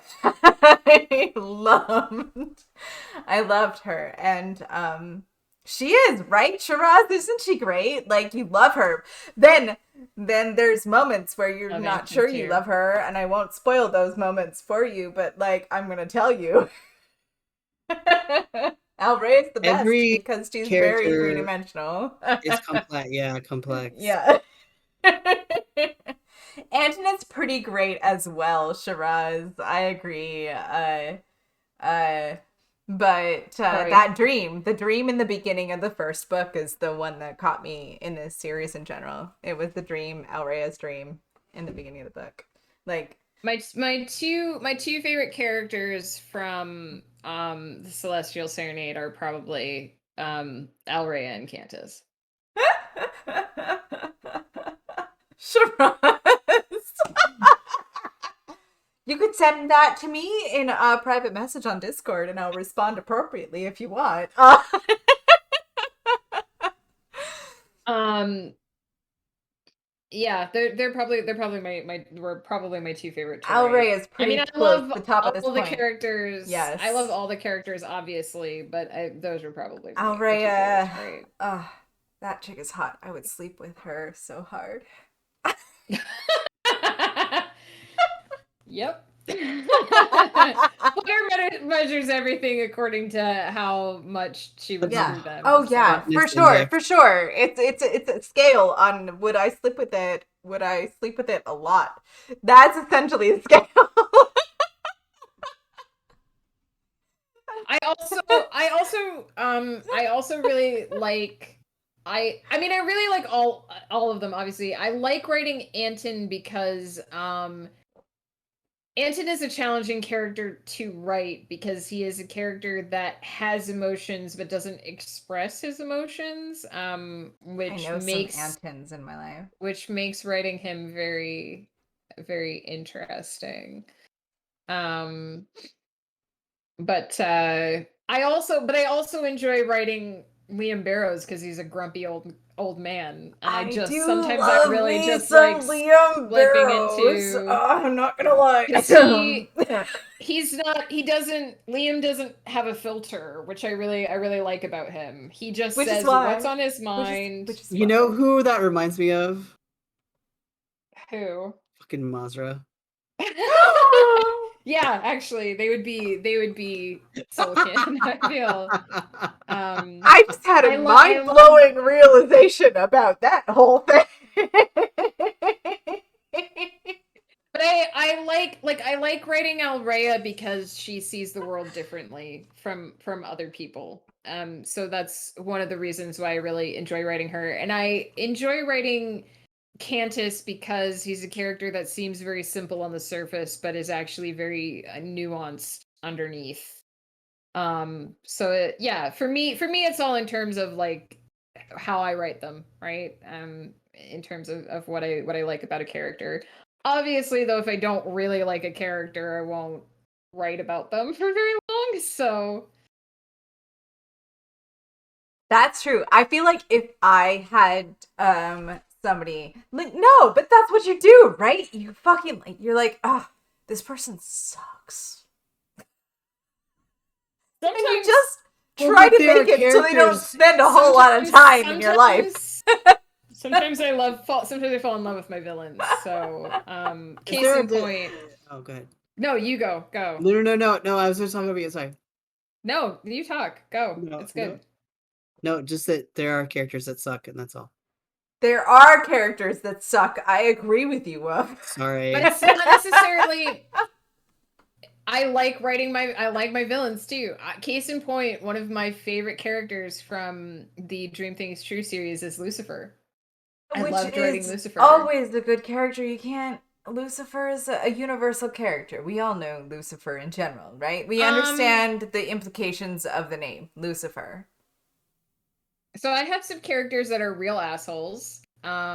And again, I deal with having to write them because I make them nuanced characters. I give them complexity. I make them interesting in some way. What's a Lucifer? He's the devil, Shiraz, the king of hell. So what's the Um, Lucifer with you, Shiraz? so I think that Lucifer is a really good example because obviously it's implied by his name that he's going to be a certain type of character. He's not nice. He's not the kind of guy who you want to go have coffee with. But he's a very no, I'll never read the Bible. I don't think you're missing much in that regard. Shiraz, what? I do not watch I did Supernatural not watch myself. Supernatural either. I've been told I should. Supernatural. Okay. Here's the thing. If you really want to watch it, be aware of a couple things. They shit on witches.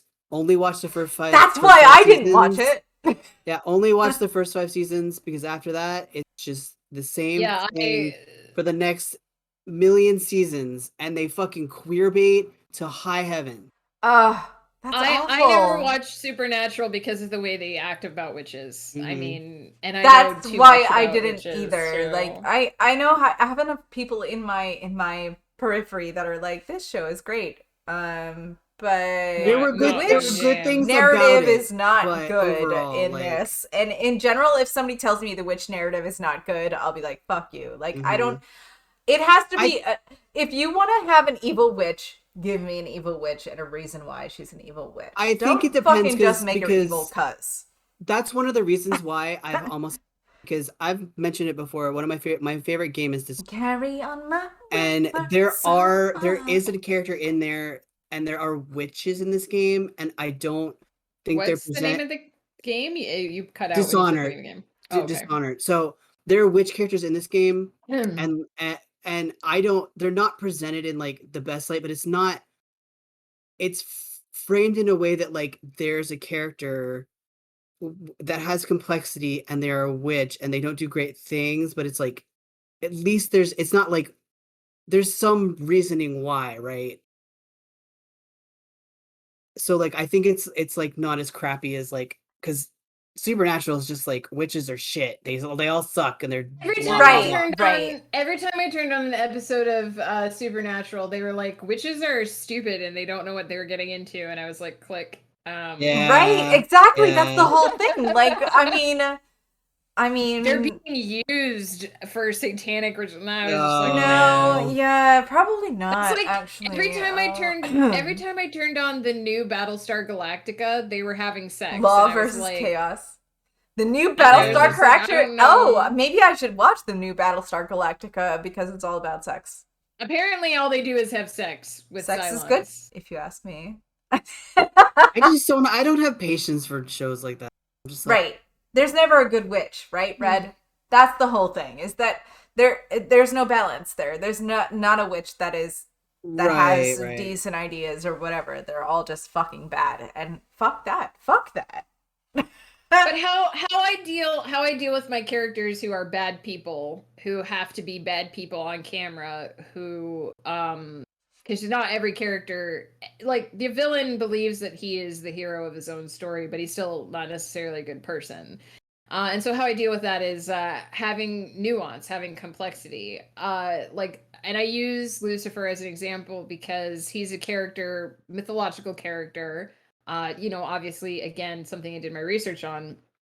But in order to write someone who is skeevy and arrogant and a dick face, I made him interesting. I gave him qualities that made him interesting to me. I gave him That's the thing, is that reasons every for. single person that has ever existed has always had something that somebody was like, he's not a bad guy. There's reason for this. There's something Yeah. that appeals to somebody on that whole thing. And people forget that. There's no black and white. There's no total good, total evil, total ass Well, white. exactly. And I Total I ass. did I did that. I did that with Lucifer. I made him the hero of his own story. I gave him his own motives and his own desires and his own reasons for doing the things that he did. And I actually really enjoyed writing Lucifer. He is not a good person. Like when he is on camera being an arrogant fuckface, because that's who he is. There are times where I just really wanted to punch him in the face, but I loved writing him because he had that But nuance. He had still, his reasons for being that way. And I loved it. And I loved writing him. I'm a jackass, but I'm not an asshole. that's right, Red. Like, yes, there's a moment in time where you accept, everybody knows that person. Everybody has had a person in their life that is just, you're just a little too much of a douchebag. Like, okay, you're a douche. But we'll accept you because you're not that terrible person, actually. You just have some douchebag qualities about you that make you a little too much in certain situations. And I don't want to deal with that half the time, but that's a person that exists, right? Like, everybody has that. Everybody knows that person. There's a moment. He stop Stop! calling stop calling Listen, Shiraz Shiraz! the big bad in the series I'm writing right now, the Aravalia Chronicles, he is skeevy AF. He has some real problems with boundaries. He does some really creepy shit. But I really, really like him as a character. I hate him as a person. He's a horrible person. Is this a person that Flutter, as an actual person, would feel maybe a little torn about because of some of the things that he does? Oh, you would sleep with him in a heartbeat. Okay, all right, cool. Just making You sure would. I know who you're talking He about. he would flash you his His silver tongue good smile, stuff. Oh yeah. and you would melt, and he would treat you like shit, and you'd keep coming back for I'd be more. like, Yeah, oh yeah, 1,000,000%. Bring it back. Oh yeah, yeah. give me that. Oh Give me yeah. that. He is a terrible person, but he's a very interesting character, and I am very. How do you make believable minions of antagonists? I mean, again, you give them motivation. Why are they like if you have a character who is, an evil villain who kills people who follow him, why do people still follow him? What are the benefits to them? Why are they interested in this person? And you know what? Sometimes it can be as simple as the money, the influence, the power, whatever that character it wants.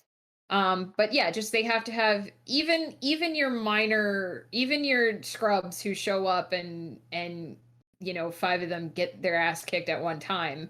Even they have to have reasons why they're doing the things that they're doing. And even if it never comes out in the story why, you have to know, because then that's how you make them interesting I people. don't want no scrub. A scrub isn't gonna get no love from me. And honestly, like, to use the guy that I'm talking about as an example, like one of the ways that he keeps his minions in check is that he gets dirt on them. Um, and basically makes it so that if they So he's fuck him blackmailing all over, of them. blackmailing them on a level where, like, yeah, like basically once you get in with this guy, you're in for life, and also you better succeed, because if you don't, he can make your life miserable. He's a manipulative kind of person. He's like that. And so to some extent, these people fall in with him because they want the power and the influence and the money, and in some ways they're usually outcasts, they're other in some way, and they fall in with this guy because he can elevate them in some fashion. And then once they get in deeply enough, he has them wrapped around his finger, and he can make their lives miserable if they don't. So it's a sort of, to some extent, my minions are trapped between a rock and a hard place because they don't have anywhere else to go once they get to a certain point. I mean, I feel like that's the problem with the whole minion thing. Like, if you're gonna be a follower, you're gonna follow somebody eventually that is not exactly what you thought, and But get if you yourself look, caught in a place. well, exactly, and if you look at real life, if there are so many situations, like if you look at gangs, if you look at the mob, if you look They at said to like do a so many of thing, and I these thought they were doing the organized thing for the greater crime, good, but yeah, yeah. if you look at all this organized crime and stuff, which is my inspiration for this particular villain, um that's very realistic. These people get involved because they don't have anything else. They're, they're in these dead end lives, they struggling to get by, and they had somebody offers them something better, and then they get involved in these things, and once you're involved, you can't just walk away. And so Right. that's sort of where I take my inspiration for that sort of thing from. I don't know. I feel like minions are a thing. I don't know. Does anybody take a minion seriously? I feel like there's a moment in time. Maybe we should Megan, you and I should write a minion series. I don't know.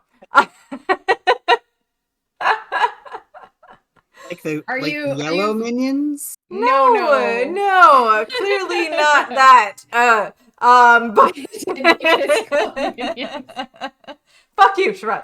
But No, I mean, but sometimes. nobody, like, minions are there for the So you basically want to write Rosencrantz and Guildenstern are dead. Thank you, thank you. Yes, yes, I do. That's what I want to do. I also like, I don't always use the same thing. Like when I wrote Lucifer in Dreamers Do Lie, he had an army of demons at his Of command, but demons that just fucking did what he said. but the reason why they have to do what he said is because he made them, and if they didn't do what he wanted, he could unmake them. So they were basically, Right. they Right. didn't There's a have the certain point at power to which say either you no. exist or you don't exist, and which would you choose in that Yeah, moment? Of course you would yeah. choose to exist. Yes. I don't know. I, I feel like I would prefer not to write a story about the yellow minions. no. Let's please not. Please no. I just I didn't mean to do that. I apologize. To be or not to be. Thank you, Hamlet. I just is it Hamlet? Is it? Yes, Yeah, that is Hamlet. it is. I'm sorry. I get that one and the other one. The one All I the Macbeth? can't say worlds, the name of. all the Yes, worlds a yes, stage. Yeah. yes, McBee. I can't do the thing. McBee. Listen, I'm a theater person and I cannot Mickey ever say Bees. that name in whole without doing a whole process of things that nobody wants to see because it's nasty, honestly. Um, Because Flutter is a theater major, and there is a heavy superstition warranted among theater majors. because what Um, is actually the historical problem is that playhouses would put on this play because it would bring them some success because it was a popular play but then at it would the burn the end theater of their down. career because the theater would not succeed after that. So you don't say the name of that play in a theater. It's just not a thing you do. So I just have trained myself to never say the thing unless I'm actually on the stage playing the play and I have to say the name. So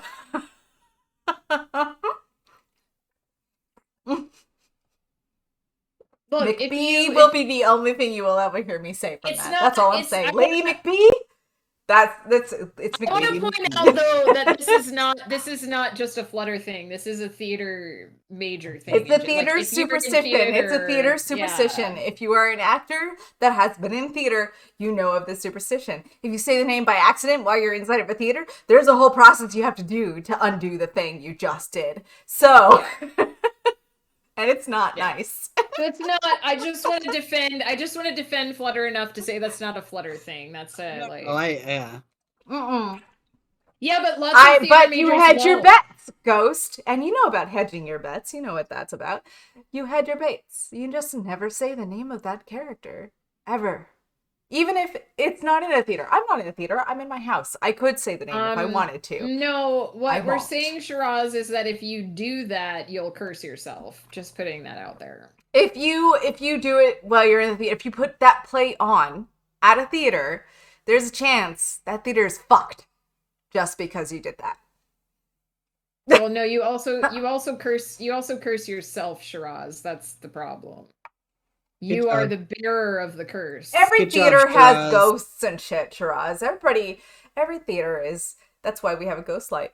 That's What's the ghost light? actually, in reality, the ghost light is light you put on the stage so that people don't fall off it if they're wandering around backstage when things are dark. Good to The know. ghost light is the light you leave on for the ghosts that live in the theater after. And every single one of us that work in the theater will tell you we've seen one of the ghosts at some point in time or other.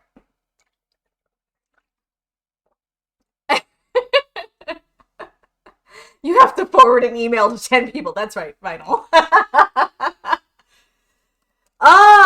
Striker, you're giving away too much. Well, that counterclockwise thing might be a thing. there are definitely ghosts in my head, but Yes. There's also a ghost in your house. For sure. there is a He ghost in my brought you a house. drink earlier. He In the new did. house, He's he is. very Yes. sweet. Yeah, he goes to every house with me because we're married. That's right. He follows you. Do you remember my ghost? Do you remember the ghost? I do, remember the yeah. ghost in my house? I do, yeah. When we were in high school. Uh-huh. Do you remember how I used to talk about the shadow in my closet? Yes. I wonder now if that was actually sleep paralysis. It might have been. Because that's a symptom of sleep paralysis, which I know that I have. Because all those shadows I used to dream of choking me was sleep paralysis. I used to dream of shadows that would bust into my house and choke me. Ghostbusters! Cash. That's who you're gonna call Red. That's who. Sorry, I had to do it. Not a fun time. What kind of full moon are we talking about? A full one. That sounds accurate. Yes. The full moon lasts for 3 days. It does last for 3 days. As does the new moon. Mm-hmm. Ghostbusters! An invisible Megan sleeping in my bed? I might just call the actual Megan and be like, hey, what the fuck you doing in my bed? He did type invisible man. I read that invisible Megan. If I was sleeping in your bed, I wouldn't be invisible. I would just That's true. That's true. She would just get in my bed with me because we've slept together numerous times. We have, actually. It sounds dirty, but it's not. We were both married at the time. Not to each other. Not to each other. Flutter and I have never been married to each other, contrary to what it might seem. We could be a married couple, though. The way we bitch at each other sometimes. I mean, we are life partners. We are like we basically are. Yes. You're not quite heterosexual life partners. Not quite heterosexual. Thank you. Yeah. I don't know how to make it sound less dirty that I sleep with my best friend sometimes. We sleep together. You know what, though? sometimes. I had a situation once where I had a good friend stay over because we had to go be somewhere really early the next day, and we slept both in my bed, and it was just, I mean, right? You fucking sleep. Yo, Who because everybody cares? needs to Like, sleep. Like, Let's just say when you're on vacation away from your husbands, Victoria, I don't you're know if I believe that. and You know. you're both used to sleeping in bed with another person, and then the other person is just your friend. Y'all can decide. We've known each other a quarter of a century. Look, we have a plan. Like Flutter and I, when our husbands are sadly old and deceased, we're gonna get ourselves a cabin in the woods and just own like 30 cats, and And we're a just couple gonna be of crazy old dogs and cat maybe some ladies together. horses and a couple of lizards. Definitely horses Um, and lizards and mhm. everything. Yeah. Yeah. At least that much. Yeah. What have you decided, Shiraz? Cabin in the Cabin in the Woods. Woods. Red, I saw that movie and I gotta say, Hey, look, Wolfie's gonna Shiraz, eat the horses. you made me do that, it is a Shiraz. pretty great post-husband plan, Victoria. I agree. Yeah. That the two Yeah, of us can exactly. exist whatever we need to do. Yeah, I'm with you. I mean, it'll be sad when they go, but we have a plan. Like, we have a backup plan. Yeah. That's the thing. Thing is Guys. that Flutter and I have known each other since literally the 7th grade. So there's nothing embarrassing about our relationship. We have seen each other every which way. She used Best, to come to worst. my house in the morning and wake me up, and I slept in the nude, sleep in the mood, maybe slept in the nude for most of my life. And When we went, she'd wake me up to get me ready for school in the morning. Just When Gatsby and pals. I'm just when kidding. we went on high school band trips, Flutter would sleep in the bathtub. Because listen, you guys, if you're the right size and there's a moment in time, it's just comfortable. There's a lean on the back side of the bathtub that you could just get in and just. Because It's good. I used to love the bathtub. There were 5 of us. We had a group of friends that were 5. Yeah. 2 in each bed, and me in the They bathtub. would let us do a group of 5 as long as someone was willing to sleep on the floor. And every time Flutter was like, "I'll just sleep in the bathtub. It's fine." It's fine. Give me a pillow. I'll sleep in the bathtub. It's good. Right? Red? Yeah. Exactly. That's the whole thing. I was small enough, so it's fine. And That's how exactly, we do. Victoria, we'll have each other when all else When all else fades. fails. I just want to say, because it's after 10:30, there's only about an hour and a half left to get that book on sale. So if you want a copy of The End of All Things, Get the other head one. over to Amazon. I think it's what. Head over to one of those links there. That's the one. Find The End of All Things. It's on sale an hour and a half for 99 cents. It's the beginning of this delightful series that we've been talking about. The second book came out on Monday. I'm very excited about it. The third book is coming out in October. I don't have a cover for that one yet, but I hopefully will soon. We will do another one of these streams when that is released. We will when So it comes excited. out. So good, you guys. You guys, these books are great. Please don't miss out on them. I know I have best friend bias and all of that stuff, but except you don't, because you don't even give 5-star reviews. I don't give a 5-star review to Megan, my best friend. I won't give a 5-star If anyone's review. gonna like unnaturally gush, it's probably it is Woof, the one that felt. No, honestly though, these are great books. The characters amazing. I cry over them on a frequent basis, more frequent than I want to admit. As do I. Oh, Red, have fun at the wedding. Do it. Have a good Do a night. favor for me. Do a shot and something really crazy and stupid that doesn't necessarily have to be really crazy and stupid, but something that everybody else there is like, what the fuck? Why did you do that? And be like, yeah, Flutter sent me. Have a 'Cause good that's night, what I Red. do. Sleep well. Yeah, Thank you so night, much. Red. Have a good night, Thank you Red. so much Don't for worry coming. about Thank me. you so much I'm for your psycho. questions. I really appreciate it. I did not pay either Woof or Flutter to say good things about my books. Ghost! Don't discourage people. Don't do that. He's probably right. Don't do that. He is the person that is usually probably right. He has to do that because he's a teacher. He has to speak Yes! reason. Red, see, that sounds great to me. Yes. Have fun. Or please just have fun. Listen to your heart, Please Red. just Listen have to your fun. Heart. Don't overindulge, you know. That's Drink right. responsibly. If I was paying her, and do all she'd of give the me things. that 5th star. And Shiraz, did you write your exactly, review? Shiraz. No, I'm a bad influence. Ghost is right. Please don't listen to me. Drink responsibly. Have fun at your friend's wedding, cousin's wedding, and we'll see you again soon, hopefully. No pressure, but it does help if you leave a review. It does help, Shiraz. That's the one thing. It does help increase the visibility if you leave a review. She is a fun influence. She doesn't ever do things that are really that terrible, honestly. These people still like me, so Victoria came to my defense. That's all I'm saying. Okay. I thought you were saying that I don't talking really about myself in the third person. That's all. I was like, yeah, I thought you were saying I don't really do anything, and I was like, wait, do you mean in my books or like me as a person? You know, it's all right. Shiraz, it's fine. Give it the amount of stars you feel it deserves, Shiraz. If you think it deserves 4 stars, give it 4 stars. If you think honestly, it deserves 5 stars, give it 5 fucking stars. Weirdo, Shiraz. Don't follow my example. Do what you think needs to be done. Like, you that is give absolutely that book the thing. The rating you think it deserves. You know what to do, Shiraz. I'm just gonna say, Woof. Oh, Victoria, that's so sweet. Aww. You're such a sweetheart.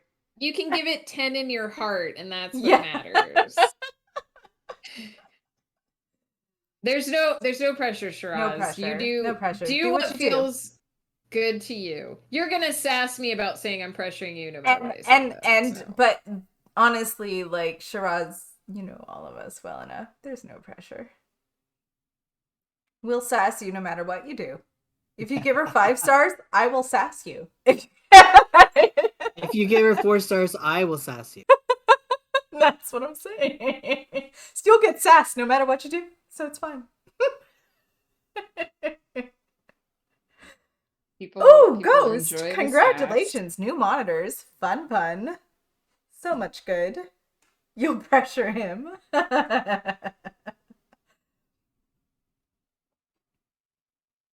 If you give her 1 star, Shiraz, Flutter might actually find you in real life and if you give me 1 star, I will cry. That is not a threat. It is just what will happen.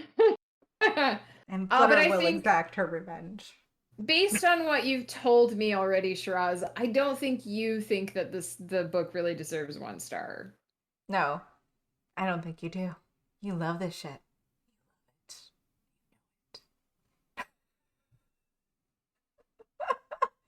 Go follow Shiraz. You guys, actually, go follow Woof. No, there's no obligation. Because you should, because Woof is awesome. We're trying to get Woof affiliate so that Woof can host the well, at this point, if Woof can get affiliate if he wants to get affiliate at this point. It's all about actually streaming now. I'm at the vinyl. I have followers, but I don't stream. If go follow Megan on all of her social media. You'll know when she releases her books, her stories, her shorts, anything that she does, she posts there, and you shouldn't miss it because all of the things she does is good. Even the little shorts she puts on her weekly blog, they're fantastic. I love them every time. Every other Monday I post something free on my blog. It's megancutler.net. I recently posted a short about Kiona from the Winds of Chaos campaign, and in a couple of weeks there is one coming up about Mazra as well. Yay! It's really cute. Oh, that's the ship of this campaign, right? Oh my god! I was actually trying to figure out what name that was. Is it Miona or Khazra or Miona. I actually really like that. Or Wild Orc. Wild Orc is good. I like Wild Orc. Wild Orc Miona. Wild Yeah. Orc, man. So you're either it's hard for me because it's like, you Foodle know, and Stefan I like is the ship of the like campaign. Yes, yes, of I like course. Miona because it can be like it's like my Miona. My love Miona. it. Right? I do also appreciate Foodle X Stefan. It is. Me too, yeah. Foodle It and is Stefan is a pretty super phenomenal. adorable. Oh Nobody my saw that gosh. coming moment in time. It's beautiful. So wonderful. I Um love Kali embraced it. It's so It great. is. I love it too. it is getting It is late-ish and my late. voice is We're going. gonna say goodnight. So before we do, before my voice totally goes, I can read one more excerpt Do the thing. from the Do new the thing. Dameron book. My question to you guys is, do you want a specifically Dameron related scene, or do you just want me to read the first couple pages of the book? Oh my god, I don't know. What? Dameron is not in the first scene, so Do you it's a like that? choice between a Dameron We scene might or know the the scene, right? opening. I feel like we know the scene. I think It has I to be a know the Domino first related couple scene. pages at Has least. to be a So Domino related scene. Okay. give me. Yes. Do it. Do it. Yes. Domino or Peebo Riot. That's the Yeah. one right there. All right. So this is a scene. This is someone watching an interview of Dameron, but he's in this scene. So I will read this video clip. I will essentially this is like a YouTube video clip, if you imagine. Dameron or Maids or Peepo Riot? I mean, Dameron is in this scene, so there's no need for a Peepo Riot. Hopefully. Calvin and Goldrill as a ship. Oh my gosh. I don't know. Calvin has that secretion problem. I know. I'm not It's sure Callum. Goldor can Yeah, handle it's that. Callum now. That's Callum is. Callum has the secretions. Okay, so yeah, this is basically if you imagine a magical YouTube clip. This is the scene. Hang on. Let me actually do this so I'm not confused about where the pages end. The next video clip came from another talk show. From the looks of it, this had been recorded in the evening. The host turned out to be a satyr with a pair of black curly horns sprouting from his head and a pair of cloven hooves protruding from behind his desk. Dameron was the only guest this time. He sat in a comfortable chair beside the desk. From the start, the conversation seemed a lot more biopic.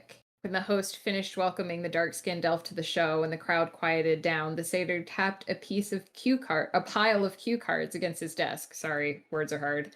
Thank you for joining us today, Dameron, he said with a grin, at least as charismatic as Ryland's had been. It's always a pleasure to have you on the show.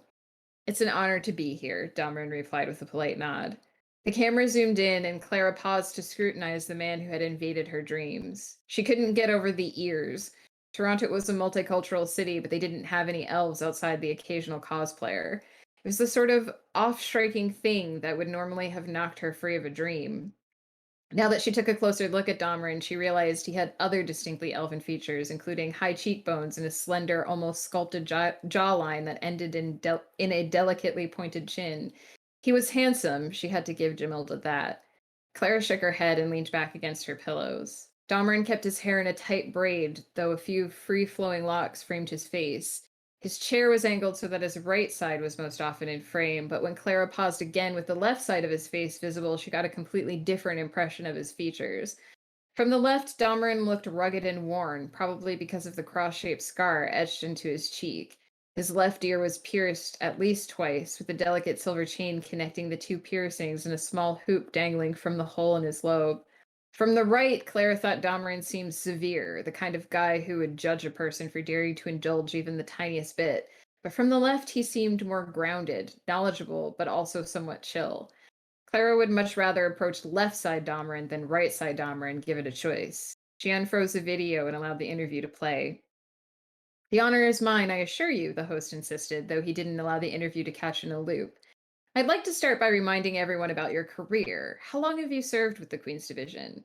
Again, Dalmarin bowed his head as if he was embarrassed to answer. I think it would be close to a century by now, he said, scratching the left side of his face, but I admit to losing track. Clara would have guessed Domrin's age as 35, but apparently elves possessed the long lifespans indicated in her world's fantasy novels, which explained why Jamilda had a crush on Domrin when she was Jennifer's age. 100 years is a pretty impressive span, the host insisted, obviously impressed. I suppose. Again, Domrin seemed uncomfortable with the admission. His head dipped whenever someone offered him a compliment. But you have to keep in mind that there are people in the division that have been doing this a lot longer than I have. We don't see them as often because they're coordinators, but without their expertise, my job would be a hell of a lot harder.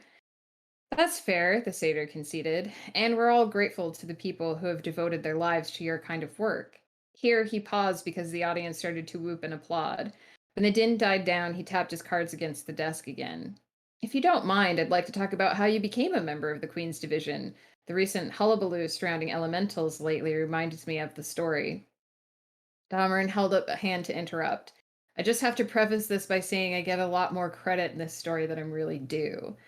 The host chuckled and the audience joined in. But you did gain your position in the Queen's Division because of a confrontation with an elemental, isn't that so? It's true, Dahmerin admitted sheepishly. For those that don't know, you have to be invited into the Queen's Division. You can apply, but that doesn't mean they'll accept you. My father tried for years to get into the division, and they never replied to any of his applications. The audience response to this was strangely somber, but the conversation moved on quickly. Usually, you have to have several years of service in a combat related role. Isn't that the case? The host interjected. This interview was more like a conversation than the last one.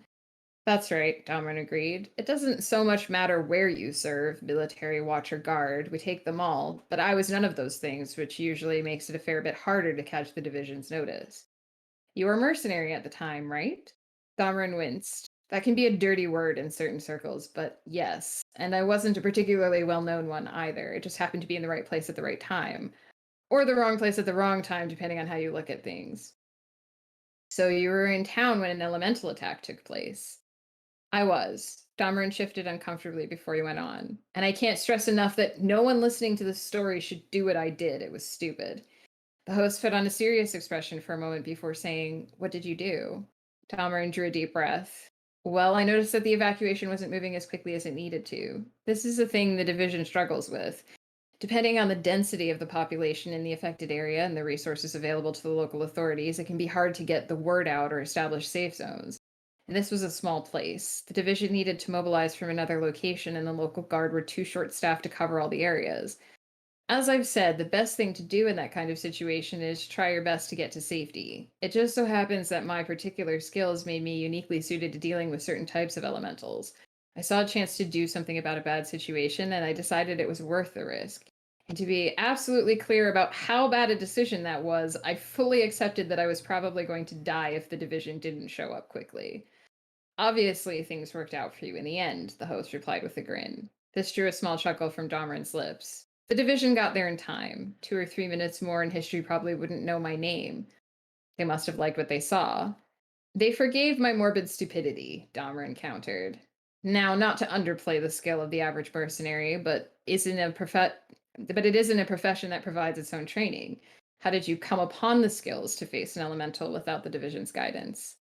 I'm uniquely suited to it, Dahlgren said again, though he offered no further details. But my father was a military man, and he always intended me to follow in his footsteps. I've been training to swing a sword since I was strong enough to lift a practice weapon, and I never really questioned whether I was suited for it. Knowing how it all turned out, would you change anything about that day? No, Dahlgren admitted, ahead of a smile playing across his lips. Working for the division is grueling on the best of days, but I believe in the work we do. And I have the benefit of seeing the positive impact my work has on the kingdom. I've always believed if a person needed my help, it would be wrong to turn my back on them. It's what turned me into a mercenary, and it's what ultimately drove me to accept the division's invitation. Clara paused the video. Dahlgren sounded like the hero in an epic fantasy novel, the sort that carried a huge sword and leapt into every battle without asking questions. Normally they were empty-headed, but Dahlgren seemed quick-witted, or at least intelligent enough to know his shortcomings. The critical piece of information lay in his last statement. Was it any wonder someone from this world would dream of Dahmer, and if they ended up in trouble, by his own admission, he would be more than willing to help. And that is where we'll stop. I gotta say, Darwin. Mm-hmm. left side Dahmerin though. Mm. Uh, that's from fairly early in the novel. So that's one of the first times you see Dahmerin on camera, and it was one of my ways of attempting to introduce backstory without bogging the narrative down. So hopefully that was an interesting scene. It was out That's of right, context, of Ghost. course. Gotta pay up to get the rest. It'll be a couple books from now, but you'll Make sure to join. Years from now, yeah. Make sure to join Megan's OnlyFans. Please. Oh my god. Megan, I will be your OnlyFans account. No, I didn't say that. It's fine. Nope. It's fine. Yeah, nothing to see here.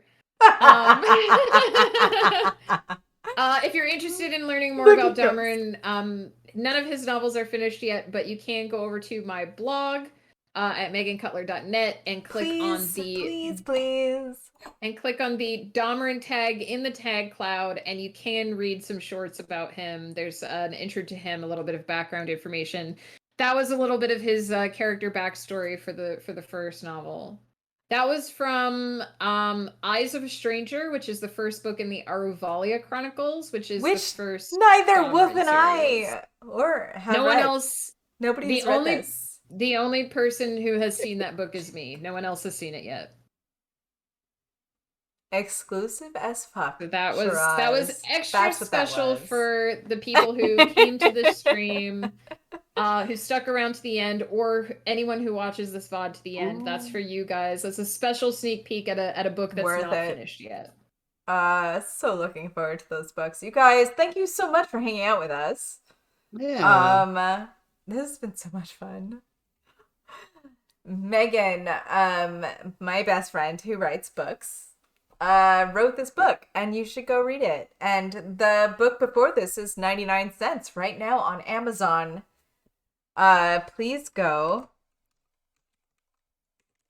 and visit that link to see her whole Amazon store, all of the things you can buy that are her books. Amazon Prime, if you have it, will let you read those books. Yeah, if you're subscribed to Kindle Unlimited, you can read all of my books for free, and I do get paid for it. I get paid it's a small amount. It's less than a sale, but I do get paid a small amount for each page that you read. Just make sure that at some point you turn on your device on the internet. So read something she has written just to see that you want to read the rest. That's all you need. You need a couple chapters in a chapter even. To figure out you want to read all of them. The concept for the story that I just read the excerpt from, sorry, my brain is going. It's a high fantasy story that takes place in a modern world. So if you think of our world today, but with fairies running the internet and magical shots at Starbucks and because magic is science that has not been explained yet. Yeah, but this is like it's like all the high fantasy elements. It's like if Middle Earth made it to the modern era is the sort of idea. It reminds me of like the reverse of. It's like the reverse of what? It's like for me. It reminds me of like it's like the reverse of an urban fantasy, which is like kind of, yeah. You know. Yeah. It's basically a high fantasy story, but they have cars and motorcycles and Starbucks. Right. Have fun reading the books. Please do the thing, and hang out with us otherwise when we hang out. Right? You guys? Yeah. Ghost and I will probably not do Divorce Court tomorrow because we do have 8 to 10 hours of roleplay happening off stream tomorrow. I will probably be tired. All of us do, actually. I know that Ghost will probably do a community night if he's feeling up to it tomorrow on his Ghost Pepper channel. There he's saying in the chat that he's going to be doing a community game stream. So at our usual diverse court time, if you come over, he's probably going to do some Gardic phone, drawful, that kind of stuff. Trivia murder party. So come hang out Please for come and that. hang out and have fun with everybody. And don't miss the big recap stream for the D&D campaign on Yes. Tuesday, which I think will also Tuesdays? be on Ghost's channel. I think it so. is, yeah. I think they've cycled back around. Also, Hotline Also- has a charity stream coming up next Sunday. Move to next Sunday, but please do. It's for the Trevor Project. Great, excellent LGBTQ plus words. Just charity. That's the word, guys. It's been a long day. It helps suicide prevention. Very important. Please do. Very Please worthy come along for cause. that. It's so good. Ghost seems to have one more thing that he wants to shout out. Ghost He said says, also. What? Oh, he's doing his character creations. Oh, the Right. character creation Monday. stream, because they are Ghost will also be doing doing- another charity stream. What charity is that for, Victoria and Ghost? So we can plug that charity as well. Yeah. Ghost is going to be doing a pre-stream for that. He's going to be making his D&D It's gonna be character so good, you on guys. stream. And if you donate to the charity, you can dictate things about his character. He's put a thing on the Discord in the announcements area. You can choose. He's put prices and everything. You can choose. That's pretty hot, you guys. The accent for the character, the character's flaws, you can choose classes, that kind of thing. So head over and check that out. Decide what you want to donate for. I really want it to be the Lumpy Space Princess voice too. I but really hope it's not, because I can't stand it. But y'all can I decide whether or decided not to it leave it to is. fate. Yeah. I was gonna scoop donate to do that. It's for EGALE, Canadian LGBTQ plus organization. Awesome. They focus on Yes. educating in schools and businesses. I love Nice. it. That's so good, Victoria. Thank you so much for doing that. You guys, please visit these streams in the next couple of weeks and donate to those causes, because we love them. Yeah, if you want to get the voice for Ghost character in, be there at the beginning of stream, because I suspect it will be one of the first things to go. It is already probably mostly gone. To be honest. You can't. You have to donate during the stream. So Oh, during the stream, you guys. It has to be Get during on the it. stream. So if you want to determine the voice that he uses, be there at the beginning of the stream. I do believe he specified that the donations have to be made during the stream time in order to claim the rewards. That's some pretty hot rewards, you guys. Do the thing, because Ghost is amazing if you do it. And I can't wait to see what it turns out to be. I know. So be there for the drunken one shot. I'm super excited to see what you guys do while you're getting drunk. We love you all. Thank you so much for coming. I always love that people show up and listen to me ramble about the random shit in my head for however many hours when I put out a book. So thank you so much. There's Pick Gaia. yourself a book. Get yourself some freebies off my website. If you sign up for my newsletter, if you're not signed up already and you sign up for my newsletter, you get 2 free novellas. One is a sci-fi novella called The Paradox Syndrome, which involves time travel, obviously. And the other is called The Oracle's Tale in the style of the Counterberry Tales, which is a high fantasy story about a fairy and an oracle. And you get those absolutely free just for signing up for my newsletter. So we love you too, Vinyl. We love I hope you you all Thank have you so a much. lovely night. Thank you so much for hanging out with us. Bye, guys. Bye.